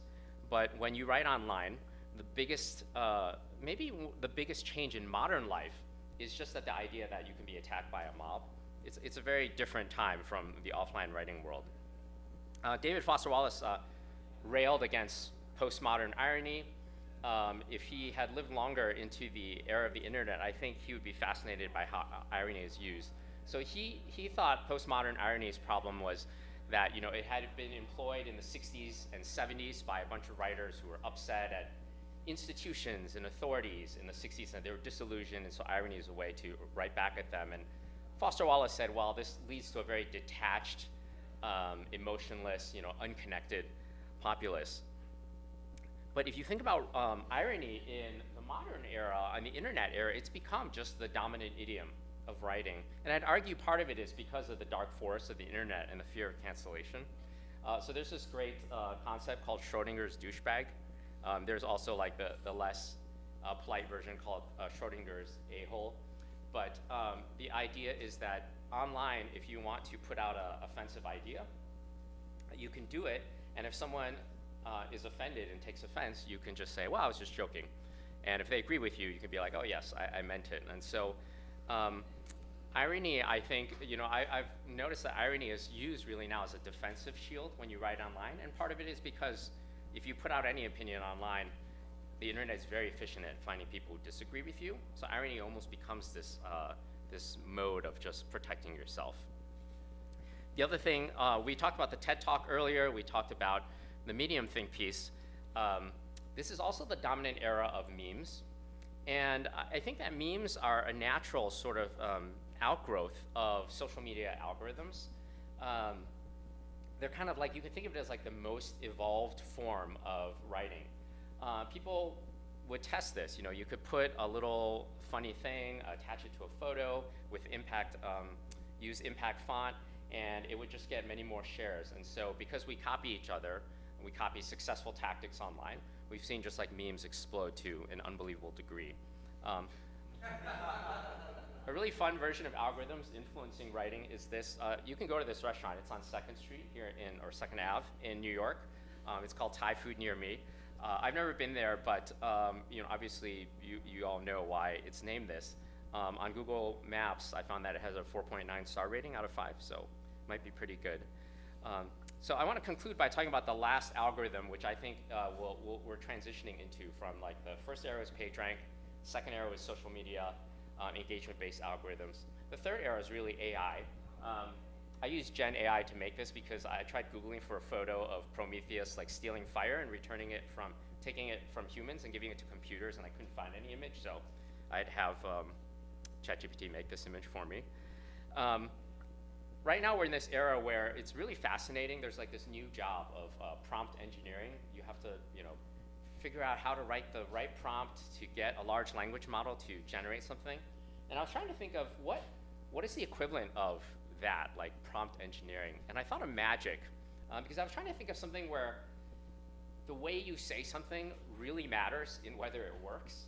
And one of the weird things about the Harry Potter movies or books that I would read is, like you would say the spell name, but somehow it wouldn't work. And I was like, oh, it's not deterministic. Like you can't just say Expelliarmus, like, and something would go wrong. It's like the way you said it really mattered. I used to think that magic was, the best metaphor was law. Like, magic, you can find a spell in some thick book in like the stacks of a library. In law, it seemed like the same thing, you were researching this. But now I think of magic is the best metaphor is prompt engineering. Another example of where language really matters, I think, is in stand-up comedy. It's not just like what you say, it's how you say it that really matters. So, this is in the early phase of large language models. I found that interesting. So something I had read about recently was that after the Trinity test, there have been something like 600 above ground atomic bomb tests after that. And what happened is the air and all the steel we've made since then has been somewhat irradiated. And so there's this huge business there was for decades in finding low background steel. It was steel that was made before the Trinity test that didn't have the irradiation in it, because you needed to use steel to make Geiger counters and things like that, and if there was already radiation, the instrument wouldn't work properly. And the #1 source of low background steel is actually warships that were sunk in World War II. So a lot of people go and dive and they bring up these old German warships, and then they sell that steel for like 30x the price. It's been long enough since the Trinity test that now we don't need low background steel anymore. But when I think about large language models, I was asking my nephew who's in college, I was like, how many of your classmates use an LLM to generate the first draft of their essay for schoolwork? And he said 100%. Everybody does it now. And I really think that we live in the post sort of Trinity test era of writing, where every piece of writing we read from now on may have just like some little bit of contamination from an LLM. And it's not that we didn't copy other writers before, but I was trying to think of like, is there an equivalent to low background writing? We go to the library and we're like, oh, this book was written, Faulkner wrote this book and he didn't have large language models, it's more pure. And it's funny because now I write exclusively online, and I feel like I live in the Eye of Sauron, where you know, every piece of writing I put online is going to be absorbed as a training data set. And at first I was like, well, how do I avoid that? Like, if I want to maintain my uniqueness as a writer, is there a way to not have my writing be fed into a model so that someone can just like copy it? And I thought about Leo Strauss, and you know, he came up with this concept of, you know, what people call Straussian writing today, or what he called esoteric writing. And he said, look, if you go back to the old philosophers, everyone wrote esoterically because, you know, if you wrote something controversial, the king might, you know, behead you or something. So you had to hide your meanings in this. And he's like, everybody should write esoterically, because then the readers who find you are actually really dedicated. They're the ones that you want.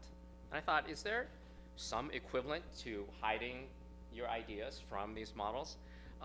There's this concept called Voldemorting, which was first mentioned in this research paper, which I really like. And it was an idea of like, how do you write so that algorithms cannot find you easily? A famous example that I like is, so in China, if you want to write something, you always, you know, you have to assume that censors are looking at everything you write. And so a lot of people in China have taken advantage of the pictorial character system to hide their meaning. So you can use a tool like this.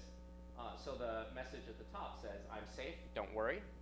But if you didn't want the censor to read that, you could have it translated in something that looks like it, but has a totally incomprehensible message to a translation crawler. But a human who looks at that will see the character resemblance and understand what you're trying to say. Other examples of Voldemorting were people trying to keep attention from people that they were talking about. So if you want to talk about Donald Trump and say something bad, but you don't want him to get the traffic, you might call him the Cheeto. So this was one thought, and I was like, well, maybe there's something there. I was talking earlier about rejecting Grammarly suggestions. When Gmail first started suggesting replies to email, I also, for a while, was like, I gotta strike a blow for humanity. I'm not gonna use any of these. And then eventually I gave in, because I was like, you know what? It's like chess. So in chess, you have opening books of moves, you have endgame moves. It turns out those are the most predictable part of every game. And it turns out with human communication, it's the same thing. When I greet you, I say hello, how are you doing? All those things are very predictable, easy to copy. It's really in the middle that true sort of human creativity and expression happens. So now I kind of just use these predictive Gmail things. And I wanted to note that I may be the exception. There are a lot of people in Silicon Valley who are very, you know, ready to embrace the LLM revolution. I think Joe Weisenthal was the first to say this, that most books should be articles, and articles should just be blog posts, and most blog posts should just be tweets. Because I grew up in Silicon Valley, I've long been fascinated by sort of like the optimization ethos of Silicon Valley. It's like cold plunges and hacks and like, you know, and it makes sense. You know, if you're a VC and you're investing, you kind of want a shortcut to decide, do I invest in this or not? Is this? But one thing about this, I think, that troubles me is that it is about compression most of all. And I think when you compress something to this degree, you lose something of like what is most human about us. So I think it was Robert Frost that said, poetry is what's lost in translation. If you feed like a T.S. Eliot poem through Google Translate, you're not going to get The Wasteland, but in French. You're going to get something that's not a poem anymore. And so, you know, Samuel Johnson like had this fear. He was like, oh, in time, people are going to start writing aphoristically and not want to write big books anymore. So I'm very, as a writer myself, I'm very, you know, obsessed with this idea of like, okay, what does it mean in this era of AI for writing? In baseball, they got to sort of the most efficient form of playing, where they started to track where hitters were hitting the balls. And they started shifting all the fielders to just be where the hitter was going to hit the ball. And last year, or the year before, they actually had to change the rules to not allow the fielders to be shifted in there, because it turns out the most efficient form of everything may be something that's not entertaining at all. And I think this about writing as well. One of my favorite books of all time is The Most Human Human by Brian Christian. And he talks about information entropy. The measure of information entropy is just like how predictable is the next thing you're going to say. So if you have low entropy, it's very predictable. Like if I say, did you see the total blank on Monday, you'll know that it's eclipsed, and so it's like a very low entropy thing. And so like my conclusion and the hopeful way to look at it, I think, is that I hope that these tools and large language models help us to learn what it is to write more uniquely and in a more human way. If you think about it, a large language model is like probability of next word based on all the previous words you've fed me. And so by definition, it is mid, or what the kids would call mid today, right? It's like the most probable thing that would be said next. And you know, what I want to preserve is the ability to write something that is higher in information entropy. And you know, Claude Shannon's formula of information entropy is kind of a measure of surprise. He found, like a long time ago, he predicted large language models because in his very famous paper on information entropy, he found that text prediction is the same as text generation. That's basically what an LLM is today. And so my hope is that that we'll come up with tools like LLMs that remove the job of writing in a mid manner, and then help us to think about what it is to write in a more unique way. And I'll just stop there. Thanks.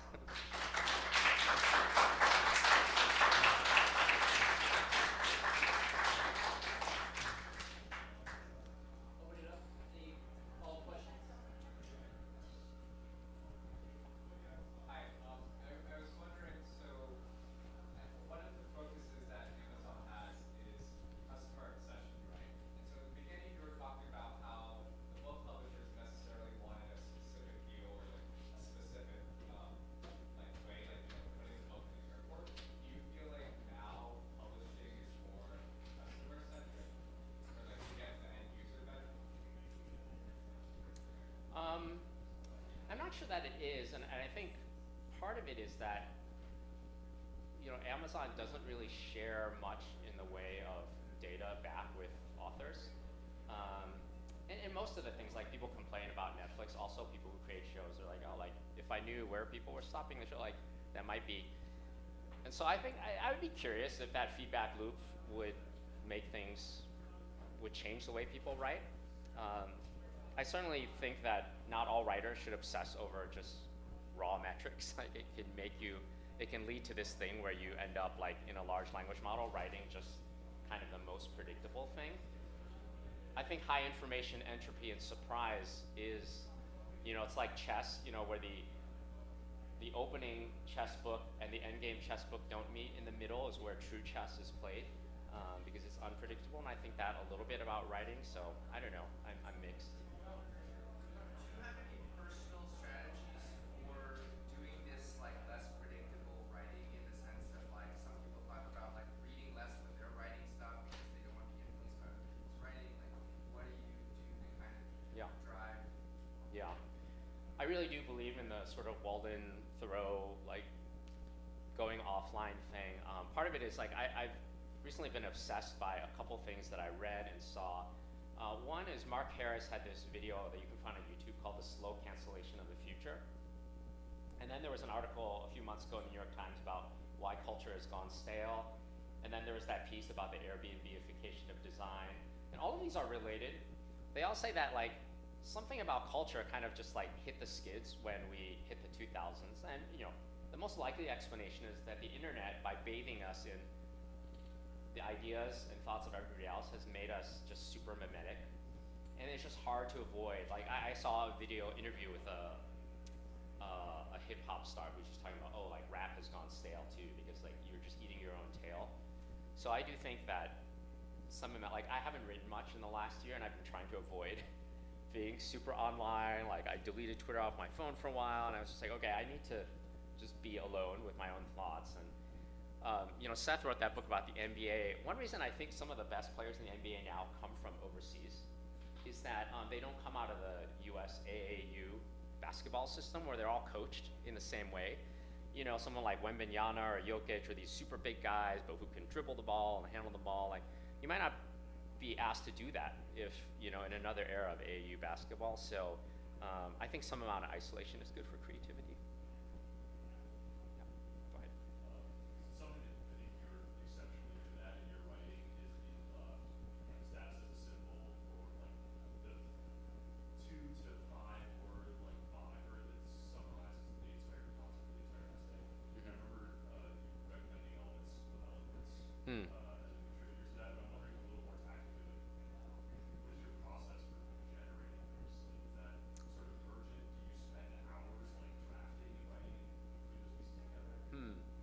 Yeah, it has tended to be more emergent for me. Like I write the piece and then I'm like, I need a title, and then like I hope that the title will come to me at some point. It's very rare that I'm like, ooh, the title comes to me and then I write the piece. It's usually, I think, like, because you have to write to work out what you're thinking. But it is true that I actually got this from Jeff Bezos at Amazon. So he, in the early days of Amazon, he's like, I would tell everybody my company strategy at the all hands meeting. Then I would ride the elevator the next day up with someone. I'd be like, what's our company strategy? And they wouldn't be able to tell me. He's like, why did people keep forgetting? And so then he came up with this idea of like, okay, we gotta really think about how we name each year. It's like in Infinite Jest, David Foster Wallace had corporate sponsors and wouldn't buy out the year. So it'd be like the year of the adult undergarment or whatever corporate brands buy. And so Jeff came up with these things. So I can still now, 20 years later, remember each year I worked at Amazon and what the theme was, because it was just some weird, pithy thing. So it's kind of like a clickbait headline, essentially, but you want, you know, people's memories are bad. So how do you come up with a thing that will stick in people's head? Like, I'm sure other people have written about status in the past, but people remember status as service as my piece because at the time it was just kind of a title that stuck. So yeah, emergent. Yeah. Okay, thanks.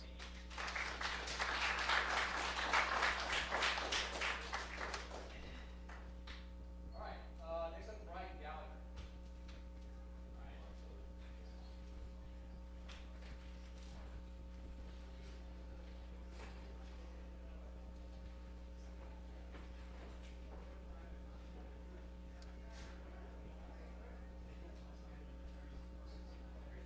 Brian? Susannah?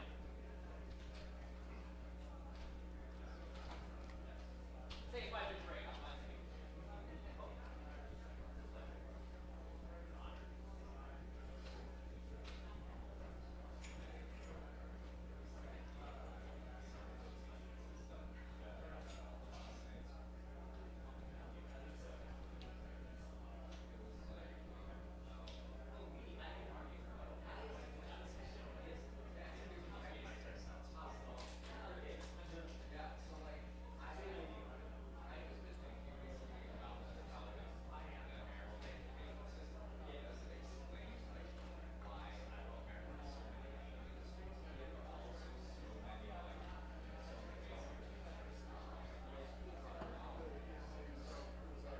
Let's get a feel for this.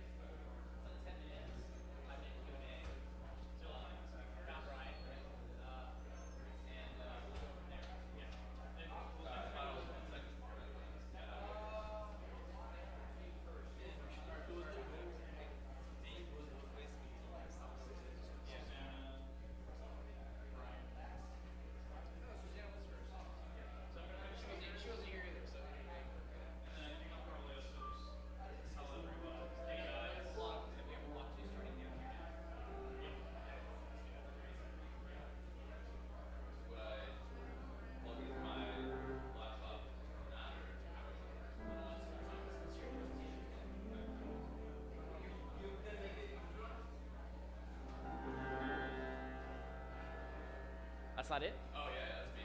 Yeah. But I didn't load this up. But, Yeah, we did it for you guys. I updated my slots though. So. Cool. Do you want to use your thing? Yeah. Let's do it. I am not the AV guy, so if you think you can plug in what you want here, and then I will replug this in. I'll just let me remember where this goes. All right. Go for it. What's up, Dylan? Are you done or is there more? Yeah, watch me starting right now.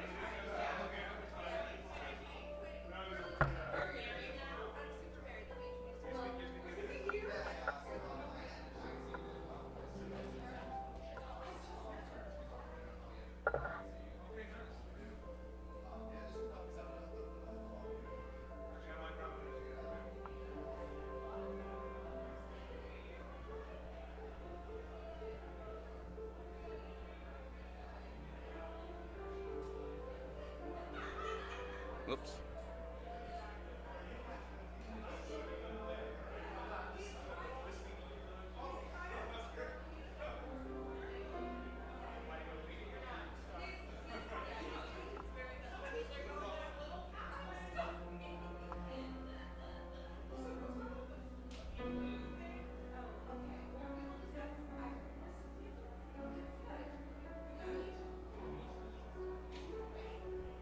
La La Land.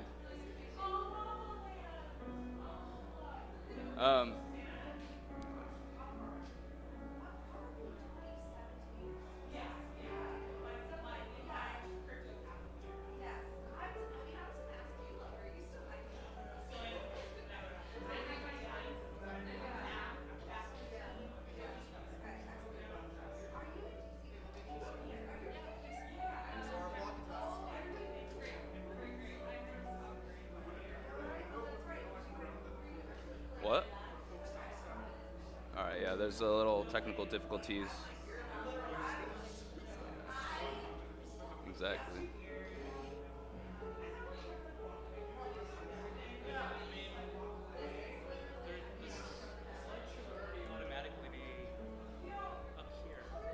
Yeah, but I need to, I changed my slides, so.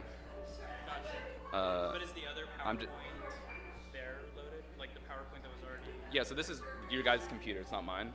Okay. Because my computer doesn't have these hookups. It's like pretty old. Yeah. So I'm just gonna sign into my drive and then use that. Okay. Should be fine, right? Yeah, no, that's fine. That's fine. Just want to make sure that the other PowerPoint. Yeah, it's right here. Okay, you're Yeah. good, you're good. Microsoft PowerPoint is right here. Yeah.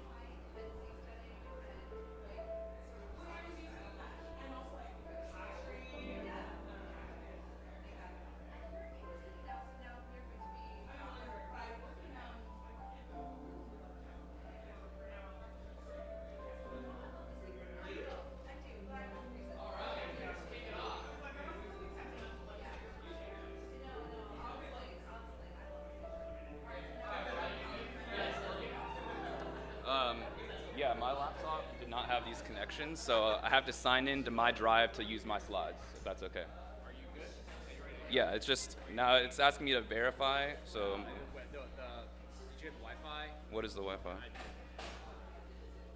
Okay, here we go. All right, it verified. Hopefully it's gonna let me sign in. Okay. I have Wi-Fi results.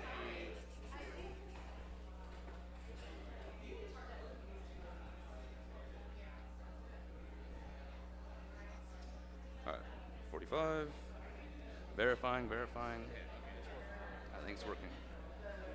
Okay, would you like to allow other macOS applications? No. Not now. Not now. All right.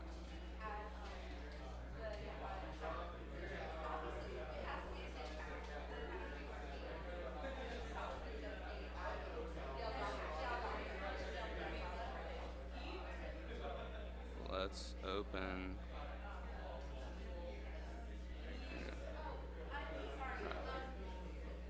Slideshow. What's up?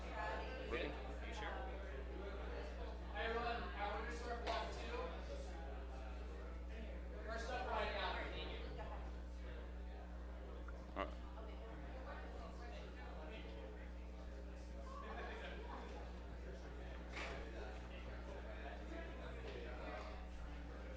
Hello? Anybody hear me? Am I audible? I'm good? Hi guys. It's always good to be back in New York. Well, so far, I've yet to have a bad experience coming back here. Actually, during my last visit, I had a great time joining Anna at one of her salons on the grass in Central Park. If I recall, we talked about nostalgia. Fitting because being back in New York then, for the first time since I left in 2020, had me feeling pretty nostalgic. I had lived here for most of my adult life, so incidentally, that qualifies me as a New Yorker, I feel like. And if you disagree with this, bring it on. I joined Nautilus not long after it was founded here in 2013. I was fresh out of Columbia's Graduate School of Journalism, where I remember one of the editors came to talk about the magazine and hand out copies of their first few print issues, and I was immediately impressed and just happy at the fact that a magazine on science, culture, and philosophy for the intellectually curious, that was the Twitter bio at the time, existed. I came on as a paid intern to fact check and have stayed with the magazine ever since. A lot has happened in the intervening decade. We're now a for-profit enterprise, part of Fragment Media Group, which is based in Austin. But we started as a nonprofit with a grant from a philanthropic foundation that supported a modestly sized editorial and art staff for about 4 to 5 years. And then we had some interesting fun times running out of money a little bit and needing a funding partner. But fortunately, we got acquired and we're able to pay back some debts we owed. And long story short, Nautilus we have now reliable funding, and we're continuing to experiment with ways of growing our readership and paid subscriber base.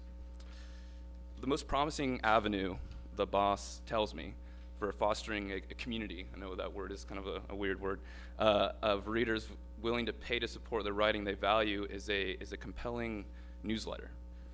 So producing ours is one of the main things I've been doing for more than a year now.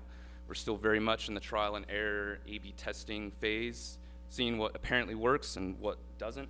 I'd be very interested to hear what any of you guys have to say about what works in that space. Ultimately, though, no matter how we tweak it or end up optimizing it, I think its goal has to be bringing more readers to our stories who appreciate their value enough to become paying Nautilus members. So we want to be substantially reader-funded. And one of the main tricks or challenges is in establishing a relationship with our readers that persuades them to become supporters.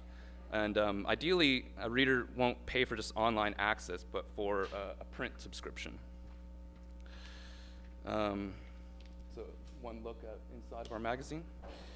I think our print issues are what our team loves making the most. We're all very excited when we get our own copies in the mail. Of course, more and more science communication is going to happen over the internet and be consumed on the internet. And I think our magazine's online experience is lovely, no doubt. But our secret hope is that more and more people will want to spend more and more time doing quality, enriching reading off screen, because for so much of our waking lives, we are staring at screens all the time. Even when I'm reading something good on my phone or computer, there's always that itch to open another app or another tab, and that's tiring. So we want to be your literary science respite from the online world. This is one of the early print issues I got to work on. Anyone know who this is at a glance? Isaac Newton. Yes, very good, very good. Who can recognize the artist from the style? Anybody? Yes, very good, Ralph Steadman. He did that iconic Fear and Loathing movie poster. When I realized we were having him do a caricature of Newton, I was like, holy shit, hell yes. That's awesome. I say this probably still is, after 10 years, my favorite cover. Definitely top 5. And the story paired with it was a really amusing and sharp portrait of Newton as a genius misanthrope. I think that comes across in the art. So what do we aim for in a Nautilus story? Since we're in New York, I'll start giving you a sense of how we think about our stories with one that, for me, will always be associated with this great city. I hope it's not too immodest to highlight one of my own. It was one of my earliest feature stories for the magazine. It's about a legendary jazz guitarist named Pat Martino, who passed away a few years ago. It's about identity, brain plasticity, memory, and creativity. Oops. He had an amazing story that neuroscientists found fascinating. After suffering a brain hemorrhage, nearly dying when he was 36, Pat forgot who he was. For several years, he lived at home with his father and not knowing where he was. Then his friends started having him play his guitar, and his identity began coming back to him. And researchers think the way his brain changed as a result of being a master jazz guitarist actually protected him from more damaging effects on his brain, from his brain hemorrhage. His first album after regaining his identity, titled The Return from 1987, ended up being just the midpoint of his career. After I interviewed him about what it was like letting scientists study his brain and cognitive abilities and how life is different after experiencing a return of his identity with a substantial chunk of his brain gone, he was gracious enough to invite me to one of his shows at the Blue Note Jazz Club in Greenwich Village. Here we are. I got interested in Pat's story after learning that his brain was putting on a show for neuroscientists. A neurosurgeon I spoke to, Marcelo Galarza, who analyzed Pat's MRI images 20 years after his brain surgery, said he couldn't believe how much of his left temporal lobe had been cut out. Galarza said Pat was, to his knowledge, the first patient to be clinically observed and studied who exhibited complete recovery from a profound amnesia and regained his previous virtuoso status. That's pretty amazing, right? I mean, this research absolutely hooked me. Though, of course, I was a bit skeptical of the complete recovery bit. Like really, nothing's off or missing at all. It turns out Pat's recovery wasn't exactly complete. If we really mean complete, he had some quirks, ones that Lynn Nadell, a psychologist who specializes in memory, recognized when I asked him to study Pat's report. He said, all the evidence suggests that he still has the subtle, in some cases not so subtle, deficits that a person with this kind of damage would have. Notably, Pat would say things like he's much more interested in living in the present moment. This sounds like wisdom, something we often hear is worth aspiring toward, and that may be true, but it's also something echoed by many other patients who have suffered amnesia due to brain damage and have lost the ability to recall the past or envision the future. Nadell said it was telling that Pat's memoir was titled Here and Now. However, he said it's very interesting to consider why Pat was able to remember who he was, because it could have turned out that he became a jazz expert again without remembering that he ever was one. Or perhaps he was able to retrieve his identity because those skills and the things associated with those skills were so deeply embedded in his life.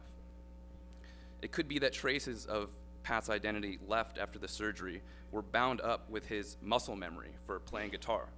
Once his playing activated them, it became possible for him to retrieve his episodic and semantic memories. Playing the guitar literally struck the chords of Pat's life. A musician's brain confirms what Santiago Ramon y Cajal, a founder of neuroscience, wrote in 1904. Every man, if he so desires, can become the sculptor of his own brain. That goes double for a jazz musician. Researchers have showed that jazz improvisation, compared to playing from memory or sheet music, has a profound neuroplastic effect. It activates sensory motor and language areas in a widespread fashion throughout the brain. Neuroscientists are interested in improvisation because it showcases the neural activity of spontaneous creativity. Although Pat never played guitar in an MRI machine, it's safe to say that being a master of jazz improvisation for more than 50 years amplified his neuroplasticity. Another report on Pat titled Jazz Improvisation, Creativity, and Brain Plasticity suggested that his language and music functions likely shifted from his left hemisphere to a more distributed orientation, incorporating part of the interior occipital lobe, which is normally dedicated to processing visual information. The report even suggested that Pat's jazz improvisation participated in cerebral reorganization and even served as a kind of cognitive rehab following his surgery. In other words, being a brain-damaged musician may have helped save his life. It's not as far-fetched as it sounds.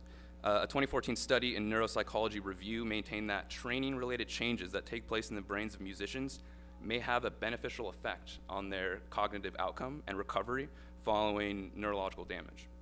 The study examined the medical cases of 35 musicians, including Pat. The author of that study told me she observed that musicians like Pat who underwent surgery for slow-growing lesions showed a larger likelihood of recovering cognitive function than those who, for instance, had a stroke, a sudden impact, and therefore suddenly lost a large amount of healthy, normal functioning tissue. The reason is that in the case of slow-forming lesions, some reorganization might have occurred such that over time, the musical function was able to transfer to other parts of the brain and leave the damaged portions less necessary. Pat's lesion could have been affecting his brain development since birth. He suffered seizures and hallucinations since he was a child, but no doctors could figure out what was wrong. In his memoir, he wrote that the one time he had a seizure on stage performing, he felt like he was falling into a black hole. Talking to Martino was a pleasure. There was a zen calmness to his demeanor and delivery that appealed to me a lot, even as I understood the effects of his amnesia. When I asked Pat to reflect on the difference between his guitar playing before and after his surgery, he said, "My original intentions prior to neurosurgery had a great deal to do with craft and climbing the ladder of recognition by others. It had to do with the desire to achieve 5 stars as opposed to 2 stars for the judgment of an album. And then after the neurosurgery, that no longer had any meaning to me. I am more concerned with the reality of the moment, the enjoyment of that moment. I'm more concerned about the players that are with me, about their feelings, about the emanation of compassion and other virtues that we share together in the process. These are the things that I find much more rewarding than my achievement as a famous musician." And he added, "The brain is a funny thing. It's part of the vehicle, but it's not part of where the vehicle is going. The vehicle will take you there, but it isn't you." I still puzzle over exactly what he meant by that. In any case, I was really pleased with how the story turned out. I knew as a relatively inexperienced intern that I was onto something because this story was really counterintuitive. Not only did this man regain his identity and his skills, it was his skills that apparently protected him, allowed him to remember who he was, and the story was a surprising vantage point. The traumatic events in Pat's life were a window into the way the brain works. This, more or less, is at least a Nautilus sweet spot in terms of our storytelling. I'm slightly ashamed to say my ego expanded like a dying star when the New Yorker recommended my story as one of their weekend reads. Though ironically, the nice line that they quoted at the bottom was actually written by my editor. I want to highlight what's maybe my favorite Nautilus story by the science writer Amanda Gefter. It hits the Nautilus sweet spot in a similar way. It was about a forgotten figure in science history, a man named Walter Pitts, who revolutionized neuroscience. That Amanda dug him out of obscure archives and expertly told his tragic personal story was impressive. But truth be told, other journalists and magazines could have done their versions of Pitts's scientific breakthroughs and dive into alcoholism and loneliness. But Amanda, with our encouragement, had more on her mind, which we developed with her. She had a big idea in the story, which she beautifully described and which gave us our headline, "The Man Who Tried to Redeem the World with Logic." Pitts' story, Amanda wrote, is also about the bonds of friendship the fragility of the mind, and the limits of logic's ability to redeem a messy and imperfect world. And it has one of the most badass openings of any of our stories, I think. Here's how Amanda starts. Walter Pitts was used to being bullied. He'd been born into a tough family in Prohibition-era Detroit, where his father, a Boilermaker, had no trouble raising his fists to get his way. The neighborhood boys weren't much better. One afternoon in 1935, they chased him through the streets until he ducked into the local library to hide. The library was familiar ground, where he had taught himself Greek, Latin, logic, and mathematics, better than home, where his father insisted he drop out of school and go to work. Outside, the world was messy. Inside, it made all sense. Not wanting to risk another run-in that night, Pitt stayed hidden until the library closed for the evening. Alone, he wandered through the stacks of books until he came across Principia Mathematica, a 3-volume tome written by Bertrand Russell and Alfred Whitehead between 1910 and 1913, which attempted to reduce all of mathematics to pure logic. Pitt sat down and began to read. For 3 days, he remained in the library until he had read each volume cover to cover, nearly 2,000 pages in all, and had identified several mistakes. Deciding that Bertrand Russell himself needed to know about these, the boy drafted a letter to Russell detailing the errors. Not only did Russell write back, he was so impressed that he invited Pitts to study with him as a graduate student at Cambridge. Pitts couldn't oblige him, though. He was only 12 years old. But 3 years later, when he heard that Russell would be visiting the University of Chicago, the 15-year-old ran away from home and headed for Illinois. He never saw his family again. Eventually went to MIT. There he is. I can also say what Nautilus is not. We are not a magazine that reports science news or responds to science in the news. We don't spot an issue in the news and quickly produce a science angle on it. We've tried it a number of times, and the stories weren't rightly read. Not because they weren't done well, but because readers don't come to Nautilus for quick hits of news. It's not what resonates. They come to us to cut through the noise and rest in intelligence. They welcome complexity. They tell us this all the time. And now I'd be curious to hear from you. If you'd like, you can sign up for our free newsletter with this QR code, and you can let me know what we're doing wrong or how we can improve. I'd really welcome the feedback. Thank you so much.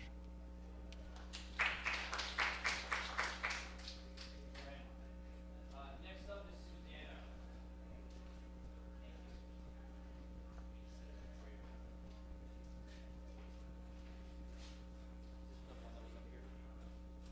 What?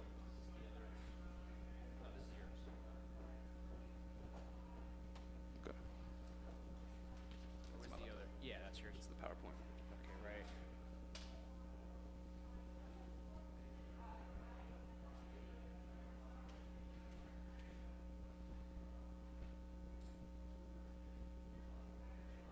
There we go.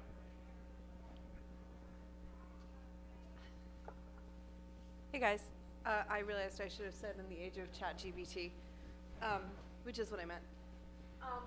I am really glad to get to go after Brian, just because the kind of storytelling that he was talking about is the kind of stuff that we try very hard to do at Plough Quarterly, which is where I am a journalist. I'm an editor there. I've been there for around 7 years now. It's a Christian publication founded in 1920 in Germany, along with the Bruderhof, the Anabaptist community that still publishes it. I'm not a member of the community. I'm an Anglican. They let me edit anyway. One of the peculiarities of editing in that context, or being a journalist in that context, is that only I and a couple of others actually get paid, because everyone else has a common purse, and so most of my colleagues don't get paychecks because they belong to the community.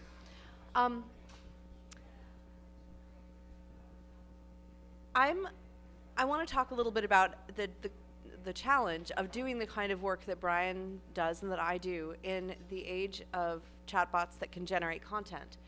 What is the role of a human being, a journalist, an editor? This is fundamentally a question that can be called one of humanism.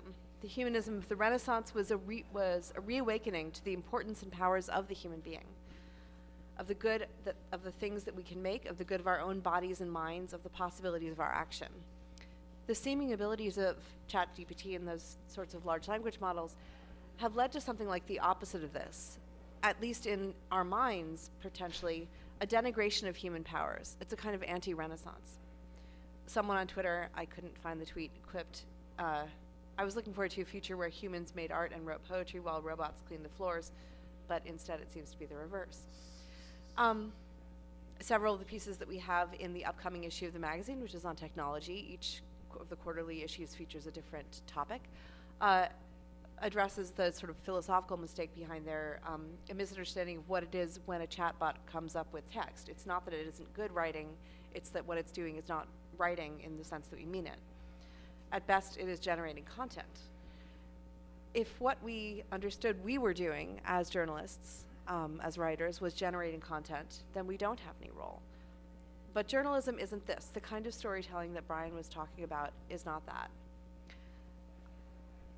Journalism is instead a profoundly human process, and one like philosophy that begins in wonder. Basically, I became a journalist because I watched His Girl Friday, the Rosalind Russell movie with Cary Grant at like a really impressionable age. But like that's kind of the secret. But like the other aspect of it is just that I'm very curious, and it kind of works out better if you go up to people and rather than say like, excuse me, I'm very inquisitive, can I ask you a couple of questions? You say, excuse me, I'm a journalist, I'd like to ask you a couple of questions. Like it goes better. Being a journalist is to be a professional novice, a perpetual student. We uncover mysteries and pull on threads, and sometimes, like Rosalind Russell in His Girl Friday, we have to run down city streets in high heels and attack council members to try and get quotes on things. Magazine journalism is also particularly suited to other aspects of human nature, as well as that sort of curiosity and that sense of wonder. At Plough's last Writers' Weekend, we had a session on little magazines as essentially symposia, hubs of the Republic of Letters. We had editors from The Lamp, The Point, I think The Atlantic, and more. And as anyone who works for a magazine or even reads one attentively and regularly knows, each magazine has a kind of slightly rotating but somewhat continuing cast of characters. It is essentially a social group. I can see a couple of members of that social group in this room right now.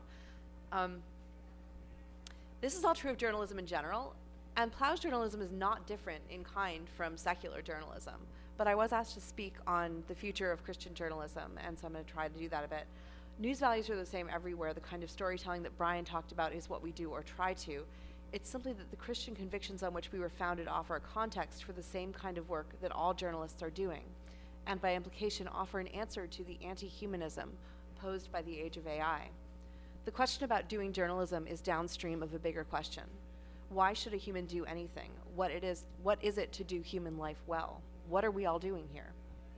Plough is not able to do humanist journalism despite being a Christian publication, in other words, but because it is one.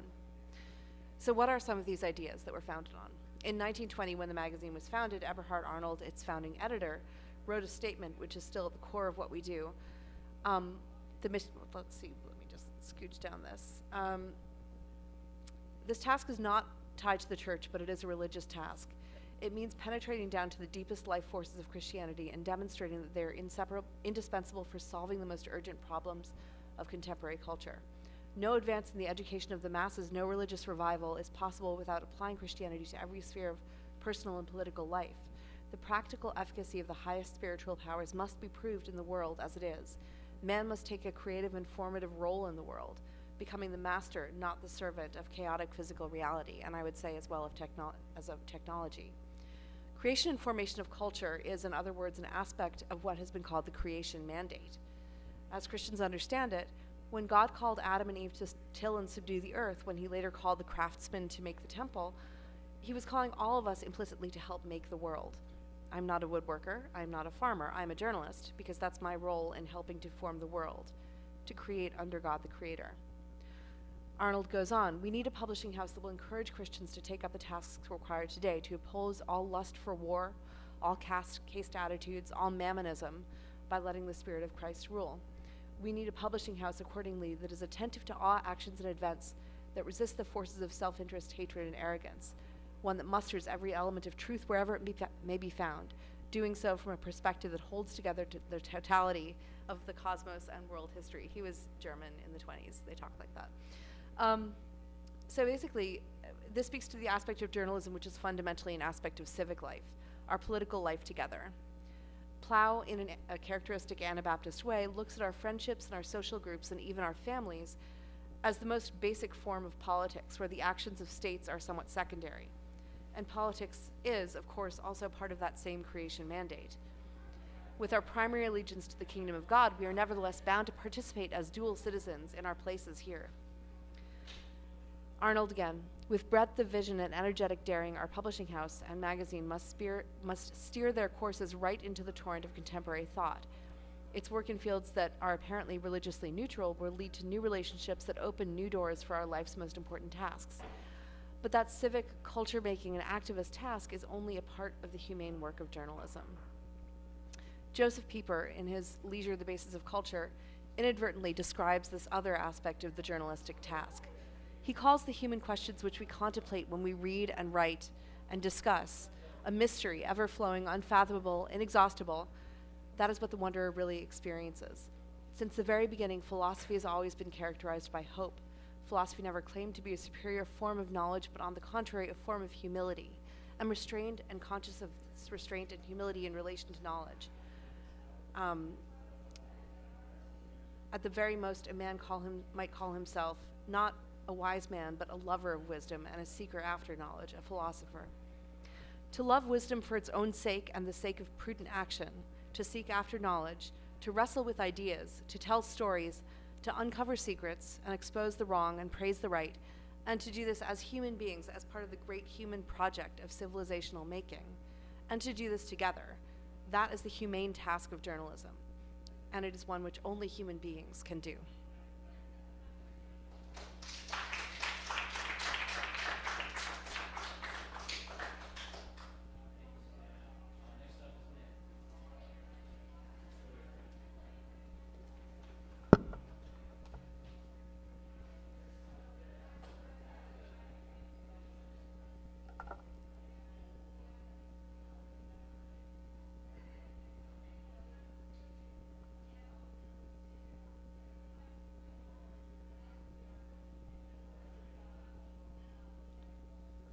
How's it going, everyone? I just wanted to talk to you a bit about my magazine, Works in Progress. First, I want to tell you a bit about my magazine, and then I want to tell you about why I think our approach to editing is a bit different and how that impacts our work. It's an approach I call idea first to editing, and I think it really starts with how we started the magazine. I started the magazine late in college with some friends that I met in the UK. I'd been, editing philosophy journals in college and working at our university's political review. My colleagues had been working in think tanks for the UK for about the last 10 years. There was an article that summer, the summer of 2019, called "We Need a New Science of Progress." It was written by Patrick Collison, the CEO of Stripe, and Tyler Cowen, the famous economist of Marginal Revolution and many other projects. They basically posed the question that there is some forces that make humanity better. They make us richer, they make us healthier, they sort of lead us to a better place. And we don't really understand these forces. We see them all as sort of disparate things. The university is too sequestered such that economists look at economic history and people in medical schools look at public health, but no one has really looked at how these threads kind of intercept each other. And so began the idea of progress studies, something that sort of inspired the magazine, but not something that we sort of worry about staying true to in a doctrinal way. We just sort of asked the question of, we think there are these things that are really important in science, technology, and economics. These are often things that are very underrated in the policy conversation, and yet impact so much of our day-to-day lives. And how can we understand these forces better? How can we publish articles that really specifically look at how can we make these trends work better for people? And how can we change the policy conversation with our pieces? So just a few things that we do. We try to tell underappreciated stories. I think a lot of progress has happened in domains like better home kitchens and better espresso is a little pet project of mine. But also big things like how we fix the ozone layer. You still hear people saying there's a hole in the ozone layer. There in fact is not a hole in the ozone layer. This is something that we have figured out. We also figured out acid rain. More people know about that one, but in fact people still worry about, one that struck me today was the bees. There was a series of articles in 2016 that the bees were all dying. it's just not true anymore. You know, in fact, the bees are fine. Bee populations have recovered. But a lot of the world is shaped by these narratives, whether or not they are true. And just being able to sort of appreciate, you know, where things are and how things have changed, and start to uncover the forces of those changes. We like to introduce underrated ideas into the discourse. There's this term I really like from the economist Robin Hanson of pulling the rope sideways. So often when we think of a political conversation, we think of, you know, the left on one side, the right on the other side. People are kind of pulling. If one side pulls harder, the other side matches them in tow. We think there's lots of ideas that actually can kind of change the whole course of debate, that actually change that debate so much that the sides aren't the same anymore, and in fact can build new political coalitions and hopefully things that work for everyone rather than these sort of partisan issues that we feel very strongly about. So one idea of this was our work on housing. We think that there's housing policies that can actually get the people that are most opposed to new housing, the kind of existing homeowners, the NIMBYs, and get them to be the biggest proponents of housing. And I'll save that for another speech, and you can look at some of our articles on that. But we just think there are these sort of underrated opportunities to step back out of the typical, you know, more heat than light debate, and change people's minds just by putting a new idea into the discourse. As I sort of alluded to earlier, we like to find underrated thinkers. So people like, you know, Leopold Aschenbrenner published his first article with us. People like Duncan Robinson, who's a brilliant undergraduate in the UK, that just wrote an amazing piece called Compensating Compassion on Better Ways to Encourage Organ Donation. We like to connect different fields of research. I was alluding to earlier the fact that these things are so often sequestered. So we have a new article coming out in our next issue in May about how we stop drunk driving and what that tells us about how we can end all sorts of crimes across the world, that we can actually use legal penalties as a mechanism for changing norms. So this article took insights from economics, criminology, sociology, and just providing a deep, you know, a venue to put in fairly academic work that can speak to a popular press and that doesn't have to sort of abide by the constraints of disciplines. We also, and I think the favorite thing to do, but the hardest thing to do, is kind of write the article on a subject that hopefully has kind of a lasting contribution. So the article we're most known for is The Housing Theory of Everything. We argue that a whole range of social ills are actually caused by poor housing policy, which is something that people have begun to realize in recent years, but we think for a long time was considered this kind of sort of sleepy realm of urban politics. But many national issues, from income inequality to recessions, are actually caused by poor housing policy. But how does this translate to our editing? So I think when most people think of editing, they think of the thing they went through in high school where someone proofreads their paper, someone tells us how to make the sentences sound better, someone tells you that you forgot commas and to check your spelling better.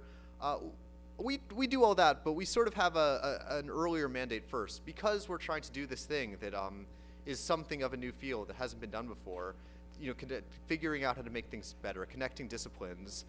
What we try to do is really work with the author on the idea. So we often look out for people that have, you know, technical expertise in the subject, that are actually practitioners, that don't usually write, that are, you know, maybe the CEO of a company or working in industry, or you know, just do this as their passion project. And they have a really good nugget of the idea, but it's far from fully formed. They don't have the full kind of intellectual structure to support it. They don't have the empirical evidence to support it. They might not have the sort of anecdotes to support it. And we'll literally spend, you know, 6 to 18 months with these people over and over again trying to build out the idea. And that's how we see the whole editing process, that instead of trying to sort of help them refine their writing, to actually help them refine an idea. I think the question is, for us, that, you know, we all sort of did this as a passion project because we care about these ideas, and it's a question of how can we be more like a think tank? How can we be more like a place that people can take an idea, we can help them shape that idea, and then share it with the world. And, you know, where a think tank might, you know, publish a long white paper that no one reads, we want to share these ideas in a form that can really register with people. So for us, that's the article. These are usually around 3,000 word articles. We try to make them rich with examples. We try to connect them with things that people really care about. But basically become sort of a place where ideas are kind of fostered, and for that to be the core thing in our editing process. And that's how we do it with each individual article. But we also have this theory of, like, how can we build out a portfolio of solutions on these problems that we see as huge challenges. So this is about housing. There's all these reasons that people want new housing to not be built. There's a few ideas how we can get new housing to be built better. So we've sort of just gone through these objections. You know, new buildings are ugly. We shouldn't build, but we also can't use old styles because that would be pastiche. So we did an article called In Praise of Pastiche that actually says people have always built the pastiche. In Greek temples were pastiche of earlier, Bronze Age architecture. This is not something that has constrained us in the history of housing before, and it shouldn't constrain us now. So, some people think what we're doing right now is working. So we did an article detailing the history of housing reform in England, showing that it hasn't worked and it continually hasn't worked. We make arguments that kind of motivate the centrality of housing in our philosophy. So things like clusters rule everything around me. That in fact, even after COVID, even after San Francisco descended into a hellhole for a few years there.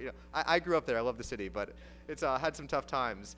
It's still OpenAI. It's back. Everyone's moving back there quietly. They're slowly changing their Twitter bios and embarrassingly moving back with their pockets and hands in their pockets because clusters are so powerful. Why tectonic scape housing? That because supply is constrained in so many cities, even if there's this idea, we can all move to Austin. In fact, if supply is constrained in Austin and Miami, those won't be legitimate alternatives. We look at case studies. So Sydney has done an amazing job making room for more housing in the last few years after having one of the worst housing markets in the world. New Zealand has had an incredible story in the last few years. It barely made it really to the Western Hemisphere. Houston is a fascinating place in terms of how they build housing. Ireland has managed to have a housing bubble and a housing shortage at the same time, a fairly phenomenal accomplishment. So we tried to figure out how that happened. Israel has had a fascinating proposal where they let people who live in apartments vote on whether to remodel and increase the number of units in their apartment. So that's just a few ways.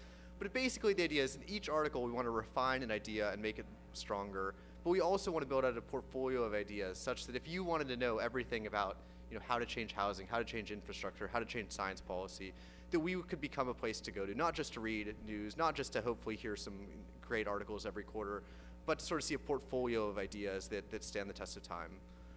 Thank you all very much.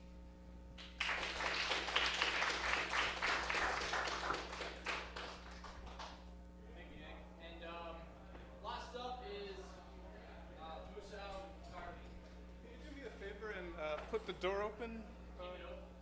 Yeah, a little bit open. Open? Okay. All right, just got to caffeinate myself and we'll get going here. So it's tough to be the closer, the last guy on the last panel. But I'm going to be talking about something a little bit spicy. So, because I'm a professor, I'll start by doing a quick pop quiz. So there's going to be two lines that you see here. As you can see, the lines are close together at the bottom, and then as they go towards the top, they're further apart. If you had to tell me which of these two lines is more responsible for the fact that they're further apart than they used to be, which one would you pick? Anybody? You can just yell it at me. A, great, okay. What about now? Which? B, yeah, so you see them and they grow apart. Okay, B, good. So here's the thing, is when you put up a picture like this, and these are janky things that I drew myself on MS Paint, but when you put up a picture like this in black and white with generic labels like A and B, it's really easy to see what's going on here. But a funny thing happens when you start coloring the lines red and blue and labeling them with things like Democrat and Republican. All of a sudden, it becomes really hard for people to see the obvious pattern, including for journalists and academics, and that has important consequences for the shape of publishing today. So for instance, the first article that I showed you was from this article in the New York Times called What Happened to America's Political Center of Gravity. And what the picture maps is the Democratic and Republican Party platforms from 2000 to 2016. And you can see around 2008, the parties were pretty close together. 2012, the Republicans veered a little bit more right and then moderated under Trump. So why are the parties further apart than ever before? Well, because after 2008, Democrats shifted hard left, and they continued on that trajectory through 2016. So if you wanted to understand why the parties are further apart than they used to be, it's because of changes on the blue line. But if you read this article called What Happened to America's Political Center of Gravity by a great political scientist, But what you'll find out is that the reason, what happened to America's center of gravity is that Republicans went crazy. So someone produced this graph as their central piece of evidence, and not only did the political scientist who produced this look at this graph and go, yeah, Republicans, but then so did the editor who edited this piece and all of the people who cited it and shared it. They all looked at this graph and decided Republicans are the ones who went crazy. The second, similarly, is from an article in the Washington Post by another political scientist, Tom Wood. And the article is called Racism Motivated Trump Voters More Than Authoritarianism. Now that's a really interesting article title in itself. There's this whole genre in the media and academia that goes like, which negative trait best explains why someone would vote for Trump? Is it that they're more sexist, or is it that they're more racist or authoritarian? And if someone did a study that was like, what negative trait best explains why someone would vote for Hillary Clinton? Is it that they're communists, or they hate America, or they're atheists? You know, we would readily see the problem. But when you're talking about Trump voters, or Trump himself, you can do things like this and they seem perfectly normal and reasonable. But what's striking is, in the graph, which measures, what he's supposed to be depicting is Republican and Democratic endorsement of symbolic racism. Now that's a problematic scale. Let's forget about it. Let's just pretend that what the chart actually measures is how racist people are. Okay. So you can see that in 2016, the parties were further apart than ever before. So the political scientist said, so race must have played a bigger role in the 2016 election than any other cycle. So far, so good. The problem is, then you went on to say, and therefore Trump voters were motivated by racism. If anyone can see the problem, well, there's two problems. One of them is that in his own data, in the chart that he produced, he created this graphic, and you can look at the graphic and see that from 2012 to 2016, the red line went down, which means Trump voters were less racist than Romney voters. Trump voters were less motivated by racism in 2016 than previous cycles. So he could look at his own chart that he produced and see that the narrative that he was telling is just obviously wrong. Okay, so why is the gap bigger than ever before? The gap is bigger than ever before because of this radical change on the blue line. So Democrats became less likely to endorse racism and racist ideas in 2016 than any time going back to 1988. In fact, less than when Barack Obama was on the ballot, a Democrat, America's first black president. In fact, when Barack Obama was on the ballot, Democratic endorsement of racism went up a little bit, which is really interesting among Democrats, which is really interesting, completely unanalyzed in the media, completely unanalyzed in the academic literature, and there's a reason for that, which we'll talk about shortly. But one thing that's striking is, once you start noticing this pattern of, actually it's the blue line driving what's going on here, you start to see it everywhere. So there's increasing polarization around expertise. Who changed more? Obviously, it's the blue line. You can look at the chart and see the blue line changed radically more. Democrats are not just growing way apart from Republicans, but way apart from independents. And they changed first. When you look at this period of polarization after 2016, the Democrats were the one who polarized first. And so you might expect that an article that featured this graph would be, what's going on with Democrats? Why did they suddenly become hardcore trust the science stands and pro-science stands and all of this? No, the article is about Republicans and how Republicans are anti-expertise. It's wild. And on issue after issue after issue, so this is from an article by Gallup. They looked at all the issues that Republicans and Democrats grew further apart on between 2000 and 2023. Sorry, between 2003 and 2023. And what you can see is for the vast majority of issues, where Democrats and Republicans are further away than we used to be, it's because of changes on the blue line, not the red line. We, on the blue line, are the ones who are going crazy. And, but if you read academic media, if you read academic journal articles or books produced by academics, or if you read mainstream media news articles, that's not the narrative that you'll get. The narrative you'll get is that the reason why we see so much polarization is because those darn red line people are psychopaths. So like, why do we have increasing polarization on race? Oh, it's because the red line people are racist. Why do we have polarization around expertise? It's because the red line people are a bunch of anti-intellectuals. Why is there polarization around gender? Oh, because the red line people are misogynists, and so on and so forth. And there's a reason for that. The reason for that is that almost all of us are on the blue line. When you look at who produces the news,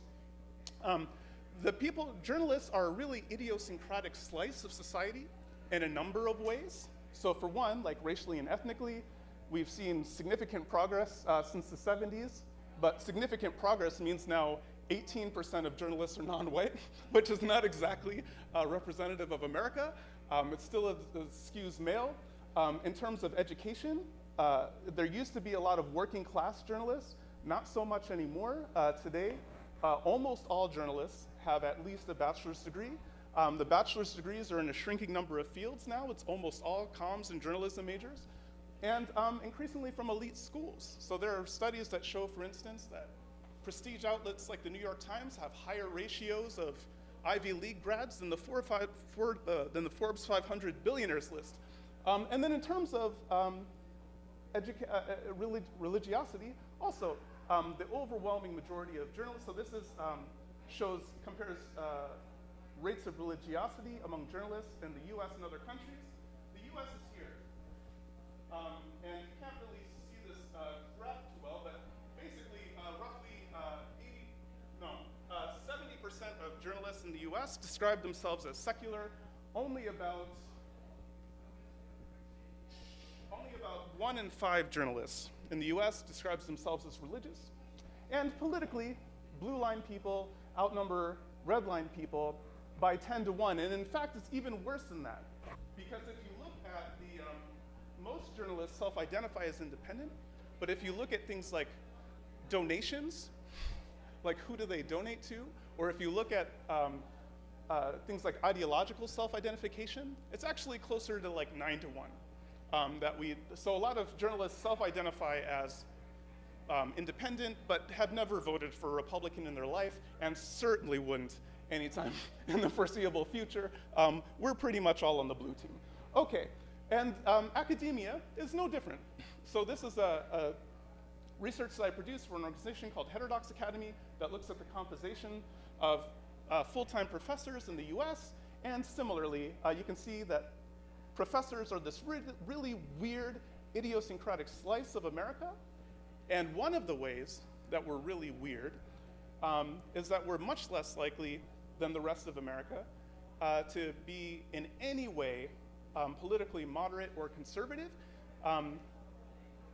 In academia as a whole, people on the left outnumber people on the right by more than 5 to 1. And in social science fields, like the humanities and the social sciences and things like this, people on the left outnumber people on the right by close to like 11 to 1. And the fact that we're all on the blue line has a number of effects. So for one, when we notice things happening in society that are bad, our starting question isn't, well, what's going on with the blue line people? Or when we notice that there's a distance growing between people like us and the rest of America, our starting assumption isn't, how are we changing? Why are we so weird? Our starting assumption is, oh, what's wrong with those people? Our starting assumption is that those people are changing, that those people are driving all of the problems, even when, again, we can look at the data that we produce and see that, oh, actually, we're the ones driving the polarization, but we literally can't see it. And neither can the editors and the people citing it, and so we can have these kinds of cascades. And there are a number of problems with this, not just because it's a bad epistemic environment, but also practically speaking. So when you look at trends of trust in journalism, you can see that they're bad. It's been pretty much a straight downhill slope that has accelerated at various points. And here too, you can see one of the striking things about polarization around the media is, again, it's the blue line people that are weird. So if you look at this chart, the red line people and independents have a very steady trajectory, and they're pretty close to each other. The blue line people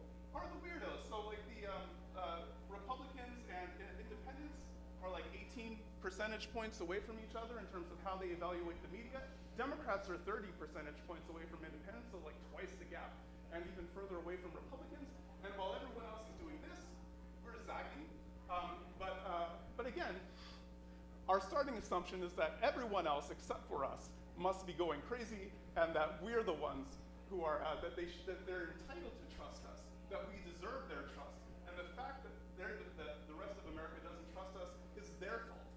Okay, and you see similar trends in higher education.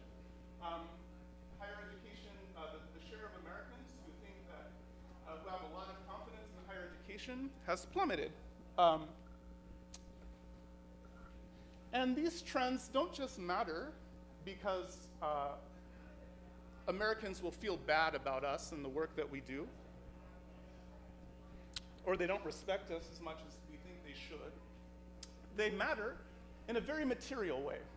So there's a trend in the social sciences. Literature from the US and worldwide shows that when people feel like people like them are not present in institutions, are not represented in institutions, are not respected in institutions, and especially when they feel like the institutions are actually hostile to people like them, the natural impulse, the normal thing that people try to do in that circumstance is they try to marginalize those institutions, they try to dismantle them, they try to resist them. And so that has nothing to do with anti-intellectualism. It has nothing to do with kind of being hostile towards freedom or anything like that. It's a normal human impulse. If there's some institution out there that doesn't include you or represent you and is in fact hostile to you, you oppose it. And that's what we see happening. So in journalism, for instance, reads of consumption of journalistic products is down significantly. It has been dropping for a long time. There have been dramatic cuts to media jobs that are in part driven by, driven in part by changes to the business model and kind of the collapse of that business model, but also kind of declining engagement. In academia, you see growing pushes to come for the jobs and protections that academics have taken for granted. And you're seeing declines in college enrollment because growing numbers of Americans don't seem to see the value in these professions and our outputs. And so on the one hand, and as I show in my book, on the one hand, this is unfortunate, right? Like, on the one hand, when you look at the share of Americans who are consuming the things that we put out in the culture industry, so when you look at like what slice of America is actually reading the things that the white papers that think tanks put out, or the academic papers that academics produce, or the media articles that journalists write, that's an ever narrowing slice of American society. Increasingly, we're just talking to ourselves and people like us. And that's actually not a sustainable model. If you're a writer, you need a whole bunch of people to read and purchase your content other than people who are just like you and who are actually competing against you. You need a much larger reader base. The good news is that there's a clear market out there for people who are willing and able to engage with the kind of huge slice of America that's not really represented well in academia or journalism. So not just conservatives and Republicans, but working class Americans, or Americans who live in small towns and rural areas and flyover country and all of this. Like, the people who live in these areas aren't like mutants who don't know how to read and hate ideas or something like that. Although if you read some contemporary bestsellers like White Rural Rage, that might be your impression. They're reachable markets. In fact, one of the striking things of the whole like intellectual dark web project, which kind of collapsed into crankery and all of this stuff recently. But one of the striking things is before the rise of the IDW, if you had asked me, what's the share of Americans who would be interested in sitting around and listening to a couple of people talk about ideas for 2 hours at a time or 3-hour blocks at a time, I would say probably -2 Americans would be interested in that. But it turns out there's a ton. There's a ton of Americans who tune into Jordan Peterson podcasts and Joe Rogan podcasts and things like this. And not only do they tune in, but they're willing to pay money such that Jordan Peterson had the luxury to quit his job and lives a very comfortable life now, and things like this. And you don't have to be kind of a crank in order to do that. People who live in a lot of these areas and who are part of these populations that are often underserved and ignored and villainized and frankly demonized and denigrated in academia and mainstream media would be happy to read news content that didn't demonize them and ignore them, and in fact that's what they used to do, and they could do that again if we were willing to engage with them. Last thing I'll note, so this is a graph, because we're heading into the election, so this is a graph that I produced initially looking at the New York Times, and that my friend and colleague David Rosado replicated looking at a bunch of other data sets. So this is coverage of different media of different presidents from 1970 to 2022. You can see that coverage of Donald Trump was insane. In fact, when you look at the, in 2018, which is the peak of that graph, Trump was actually the #3 most used word in the New York Times. If you exclude things like and, the, but, or, et cetera, like in terms of substantive terms, Trump was the #3 most used word in the New York Times. On average, articles in the New York Times in that year directly mentioned Trump 1 to 2 times and indirectly mentioned him using words like commander-in-chief, president, et cetera, an additional 2 to 3 times. And what was striking about that is when I did this analysis, I included everything published by the New York Times, everything, cooking, weather, obituaries, sports. And so the fact that Trump was mentioned on average, and the average article, no matter what it was by the New York Times, 3 times or more, suggests that Trump had become this kind of lens through which people in the media interpreted reality, interpreted and described reality. He wasn't just a topic, he was our frame. And this is, of course, very unhealthy. It led to temporary bursts for a lot of media subscriptions among progressives who are committed to being part of the resistance or whatever. But then, as Shadi mentioned earlier, once Trump was out of office, that kind of clickbaity approach to covering politics collapsed. And so you're seeing significant declines. NPR's listenership right now is actually lower than it had been in any year going back going back a decade, according to Pew Research data, and so on and so forth. So just something to bear in mind is that there's an opportunity in academia, and there's an opportunity for think tanks and media organizations to engage with a much wider swath of America than we currently are. But we're heading into an election year, and my sort of deep fear is that rather than moving in that direction, we're going to try to double down on this kind of clickbaity stuff, and it's going to do long-term damage to our credibility and trust, which is already pretty low. Maybe this blue line will go up to 70 or something, but that red line can't get much lower.